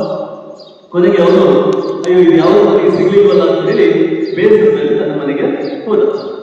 ಹೀಗೆ ಉಪಾಯ ಇದ್ರೆ, ನಮ್ಮನ್ನ ನಾವು ಏನು ದುಃಖದಿಂದ ಪಾರು ಮಾಡುವಂತ ಸ್ನೇಹಿತರಿದ್ರೆ ನಾವು ಯಾವ ಅಪಾಯದಿಂದಲೂ ಪಾರಾಗಬಹುದು ಅಂತ ಹೇಳಿ ಈ 4 ಪ್ರಾಣಿಗಳು ತೋರಿಸಿಕೊಟ್ಟು. ಇದಕ್ಕೇನು ಹೇಳ್ತಾರೆ? ಮಿತ್ರ ಸಂಪ್ರಾಪ್ತಿ. ಯಾರನ್ನ ಸ್ನೇಹಿತರನ್ನಾಗಿ ಮಾಡ್ಕೊಳ್ಬೇಕು? ನಮ್ಮ ಕಷ್ಟಕ್ಕೆ ಒದಗಿ ಬರುವವರನ್ನ ಸ್ನೇಹಿತರನ್ನಾಗಿ ಮಾಡ್ಕೊಳ್ಬೇಕು. ನಮ್ಮ ಕಷ್ಟಕ್ಕೆ ಬರುವವರನ್ನ ಸ್ನೇಹಿತರನ್ನಾಗಿ ಮಾಡ್ಕೊಳ್ಬೇಕು. ನಂಬಿಕೆ ಬರುವಂತಹ ವ್ಯಕ್ತಿಗಳನ್ನ ಸ್ನೇಹಿತರನ್ನಾಗಿ ಮಾಡ್ಕೊಳ್ಬೇಕು. ಆ friend in need is a friend in deed ಅಂತ ಅಲ್ವಾ. ಯಾರು ಸ್ನೇಹಿತ, ನಿಜವಾದ ಸ್ನೇಹಿತ ಯಾರು ಅಂತ ಹೇಳಿದ್ರೆ, ನಮ್ಮ ನಿಜವಾದ ಕಷ್ಟದಲ್ಲಿ ಬಂದು ಸಹಾಯ ಮಾಡುವವನೇ ಸ್ನೇಹಿತ. ಹಾಗಾಗಿ ಈ ವಿಷ್ಣು ಶರ್ಮರು ಏನ್ ಹೇಳಿದ್ರು, ಮಿತ್ರ ಸಂಪ್ರಾಪ್ತಿ ಅಂದ್ರೆ ಇದೆ. ಹೀಗೆ ನಾನು ಒಟ್ಟು 5 ತಂತ್ರಗಳನ್ನು ನಿಮಗೆ ಹೇಳಿದ್ದೇನೆ. ಯಾರಿಗೆ ಯಾರಿಗೆ ನಿಮ್ಗೆ ಯಾರಿಗೆ ಹೇಳಿದ್ರು? ಯಾರು ಅವರ ಹೆಸರೇನು? ಉಗ್ರ, ಬಹುಶಕ್ತಿ, ಉಗ್ರಶಕ್ತಿ, ಅನಂತ ಶಕ್ತಿ ಅಲ್ವಾ. 3 ಜನ ಸ್ನೇಹಿತರಿಗೆ ವಿಷ್ಣು ಸ್ನೇಹಿತರಲ್ಲ, ಮಕ್ಕಳು, 2 ಅಣ್ಣತಮ್ಮಂದರು, 3 ಜನ ಅಣ್ಣತಮ್ಮಂದರು. ಅವರಿಗೆ ವಿಷ್ಣು ಶರ್ಮರು ಕಥೆ ಹೇಳ್ತಾ ಇದ್ದಾರೆ. ಆ ಕಥೆಗಳಲ್ಲಿ ಏನೆಲ್ಲ ಹೇಳ್ತಾರೆ? ಲಬ್ಧ ಪ್ರಣಾಶ ಅಂದ್ರೆ ಸಿಕ್ಕಿದ್ದು ಕಳೆದು ಹೋಗುವ ಹಾಗೆ ಮಾಡ್ಕೊಳ್ಬಾರ್ದು, ಸಿಕ್ಕಿದ್ದನ್ನ ರಕ್ಷಣೆ ಮಾಡ್ಕೊಳ್ಬೇಕು ಅಲ್ವಾ. ಯಾವುದೇ ಅಮೂಲ್ಯ ವಸ್ತು ಅಥವಾ ಅಮೂಲ್ಯವಾದ ಸಂಗತಿ ಸಿಕ್ಕಿದ್ರೆ ಅದು ಅಮೂಲ್ಯವಾದ ಯಾವುದೇ ಆಗಲಿ, ಅದು ಸಂಪತ್ತಾಗಲಿ ಅಥವಾ ಸ್ನೇಹಿತರಾಗ್ಲಿ, ಬಂಧುಗಳಾಗ್ಲಿ, ಏನೇ ಆಗಲಿ, ಹುದ್ದೆ ಆಗಲಿ, ಅವಕಾಶ ಆಗಲಿ, ಸಿಕ್ಕಿದ್ದನ್ನು ಯಾವುದು ಕಳೆದುಕೊಳ್ಳುವುದಕ್ಕೆ ನಾವು ಬಿಡಬಾರದು. ಆಮೇಲೆ ಅಪರೀಕ್ಷಿತ ಕಾರಕ, ಯಾವುದೇ ಒಂದು ಕೆಲಸವನ್ನು ಮಾಡಬೇಕಾದ್ರೂ ಪರೀಕ್ಷೆ ಮಾಡಿ ಮಾಡಬೇಕು. ಸುಮ್ಮನೆ ಬಾತ್ರೂಮಿಗೆ ಹೋಗಿ ನೀರು ಹೊಯ್ಕೊಳ್ಳೋದಲ್ಲ ಅಲ್ವಾ. ನೀರು ಬಿಸಿ ಇದೆಯಾ ತಣ್ಣಗಿದೆಯಾ ಅಂತ ನೋಡಿ ಹೊಯ್ಕೊಳ್ಬೇಕು. ರಸ್ತೆಯನ್ನು ದಾಟುವಾಗ ಸುಮ್ಮನೆ ಉದ್ದಕ್ಕೆ ನಡ್ಕೊಂಡು ಹೋಗ್ತಾ ಇರೋದಲ್ಲ, ಸತ್ರ ಸಾಯಿಲಿ ಅಂತ ಅಲ್ವಾ. ಆಚೆ ಈಚೆ ನೋಡಿ ಯಾರಾದ್ರೂ ಬರ್ತಾ ಇದಾರ, ವೆಹಿಕಲ್ಗಳು ಬರ್ತಾ ಇದೆಯಾ ಅಂತ ನೋಡ್ಕೊಂಡು ದಾಟಬೇಕು. ಪ್ರತಿಯೊಂದು ಕೆಲಸವನ್ನು ಮಾಡಬೇಕಾದ್ರೂ ಪರೀಕ್ಷೆ ಮಾಡಿ ಮಾಡಬೇಕು. ಆಮೇಲೆ 3ನೇದು, ನಮ್ಮ ಶತ್ರುಗಳನ್ನ ನಾವು ಹೇಗೆ ನಾಶ ಮಾಡಬೇಕು ಅಂದ್ರೆ ಗುಣಮಟ್ಟ ನಾಶ ಮಾಡಬೇಕು. ಆಮೇಲೆ ಮತ್ತೆ ಉಳ್ಕೊಳ್ಬಾರ್ದು. ನಮ್ಮ ಏಳಿಗೆಯಿಂದ ಸಹಿಸದ ಅಥವಾ ನಮ್ಮ ಜೀವನಕ್ಕೆ ಕಂಟಕಪ್ರಾಯರಾದ ಯಾರಾದ್ರೂ ಇದ್ರೆ ಅವರನ್ನ ಪೂರ್ತಿಯಾಗಿ ನಾಶ ಮಾಡೋದಕ್ಕೆ ನಾವು ವಿರಮಿಸಬಾರದು ಅಲ್ವಾ. ಅರ್ಧ ನಾಶ ಮಾಡಿಕೊಂಡು ಬರೋದಲ್ಲ. ಆಮೇಲೆ ಮಿತ್ರ ಭೇದ, ಒಳ್ಳೆಯ ಸ್ನೇಹಿತರನ್ನ ನಮ್ಮ ಉಪಯೋಗಕ್ಕೆ ಬೇಕಾಗಿ ಅಥವಾ ನಮ್ಮ ಅವಕಾಶಕ್ಕೆ ಬೇಕಾಗಿ ಅವರನ್ನ ಬೇರೆ ಮಾಡೋದು ಗೊತ್ತಿರಬೇಕು. ಅದರಿಂದ ನಮಗೆ ಉಪಯೋಗ ಆಗುವ ಹಾಗಿರ್ಬೇಕು, ಮತ್ತದು ಒಳ್ಳೆಯ ಉಪಯೋಗ ಇರಬೇಕು, ಕೆಟ್ಟ ಉಪಯೋಗ ಅಲ್ಲ. ಆಮೇಲೆ ಮಿತ್ರ ಸಂಪ್ರಾಪ್ತಿ, ನಾವು ಒಳ್ಳೆಯ ಸ್ನೇಹಿತರನ್ನ ಮಾಡಿಕೊಳ್ಬೇಕು. ಯಾರು? ನಮ್ಮ ಸಮಾನ ಮನಸ್ಕರು ಸರಿ, ಸಮಾನ ವಯಸ್ಕರು ಸರಿ, ನಮ್ಮ ಜೊತೆ ಮಿಂಗಲಾಗುವುದು ಓಕೆ, ಆದರೆ ನಮ್ಮ ಶತ್ರುಗಳ ಹಾಗೆ ಇರುವವರನ್ನೂ ಕೂಡ ನಾವು ಒಳ್ಳೆಯ ಗುಣದಿಂದ ಒಲಿಸಿಕೊಳ್ಳಬೇಕು. ನೋಡಿ, ಕಾಗೆ ಏನಾದರೂ ಮಧ್ಯದಲ್ಲಿ ಇಲಿಗೆ ಮೋಸ ಮಾಡಿದ್ರೆ ಇಲ್ಲಿಗೆ ಏನಾಗ್ತಾ ಇತ್ತು? ಜೀವನದಲ್ಲಿ ನಂಬಿಕೆ ಬರ್ತಾ ಇಲ್ಲ ಅಲ್ವಾ ಕಾಗೆ ಮೇಲೆ. ಆದ್ರೆ ಅದು ಕೊನೆಯವರೆಗೂ ಕೂಡ ತನ್ನ ವಿಶ್ವಾಸವನ್ನು ಉಳಿಸಿಕೊಂಡಿತ್ತು. ಹಾಗೆ ಇಲ್ಲಿ ಕೂಡ ಕೊನೆಯವರೆಗೂ ತನ್ನ ವಿಶ್ವಾಸವನ್ನ ಈ ಮಿಕ್ಕ ಪ್ರಾಣಿಗಳ ಜೊತೆ ಉಳಿಸಿಕೊಂಡಿತ್ತು. ಹಾಗೆ ವಿಶ್ವಾಸವನ್ನು ಉಳಿಸಿಕೊಳ್ಳುವಂತಹ ಸ್ನೇಹವನ್ನ ಮಾಡಬೇಕು ಅಂತ ಹೇಳಿ 5 ತಂತ್ರಗಳನ್ನ 6 ತಿಂಗಳು, ನಾನು ಬರೀ 10 ದಿವಸದಲ್ಲಿ ಹೇಳಿದಲ್ವಾ, 6 ತಿಂಗಳು ಅದನ್ನ ಬಿಡಿಸಿ ಬಿಡಿಸಿ ಬಿಡಿಸಿ ಬಿಡಿಸಿ ಕಥೆಯೆಲ್ಲ ಹೇಳಿ ಅವರನ್ನ ಒಳ್ಳೆಯ ಬುದ್ಧಿವಂತರನ್ನಾಗಿ ಮಾಡಿದ್ರು. ಆವಾಗ ಖುಷಿ ಆಯ್ತು ಯಾರಿಗೆ? ರಾಜನಿಗೆ ಖುಷಿಯಾಗಿ ಅವನ ಊರಲ್ಲಿ ಹಿರಿಯವನಾದ ಯಾರಿದ್ದಾನೆ ಅವರನ್ನ ರಾಜಕುಮಾರನಾಗಿ ನೇಮಕ. ಇದು ಪಂಚತಂತ್ರದ ಲಾಭ. ನಮ್ಮನ್ನ ಬುದ್ಧಿವಂತರನ್ನಾಗಿ ಮಾಡ್ತದೆ. ಬದುಕಿನಲ್ಲಿ ಯಾವುದೇ ಸವಾಲು ಬಂದರೂ ಕೂಡ ಅದನ್ನು ಎದುರಿಸುವ ಧೈರ್ಯವನ್ನು ನಮಗೆ ಕೊಡ್ತದೆ ಅಲ್ವಾ. ಆಮೇಲೆ ಯಾವ ಸಮಯದಲ್ಲಿ ಯಾವ ತಂತ್ರವನ್ನು ಬಳಸಬೇಕು ಅನ್ನುವ ವಿವೇಕವನ್ನು ನಮ್ಮೊಳಗೆ ಕೊಡ್ತದೆ. ಹಾಗಾಗಿ ಪಂಚತಂತ್ರ ಕೇವಲ ಮಕ್ಕಳ ಕಥೆಯಲ್ಲ, ಅದು ರಾಜ್ಯವನ್ನು ನಡೆಸಲಿಕ್ಕೆ ಬೇಕಾದ ರಾಜಕುಮಾರನಿಗೆ ಬೇಕಾದ ಗುಣಗಳು, ಅವುಗಳನ್ನು ಕೊಡುವಂತಹ ಕಥೆಗಳು. ಅರ್ಥ ಆಯ್ತಲ್ಲ? ಮನಸ್ಸಿನ ಒಳಗೆ ಹೋಯ್ತ. ಇಲ್ಲಿಗೆ 5 ತಂತ್ರಗಳು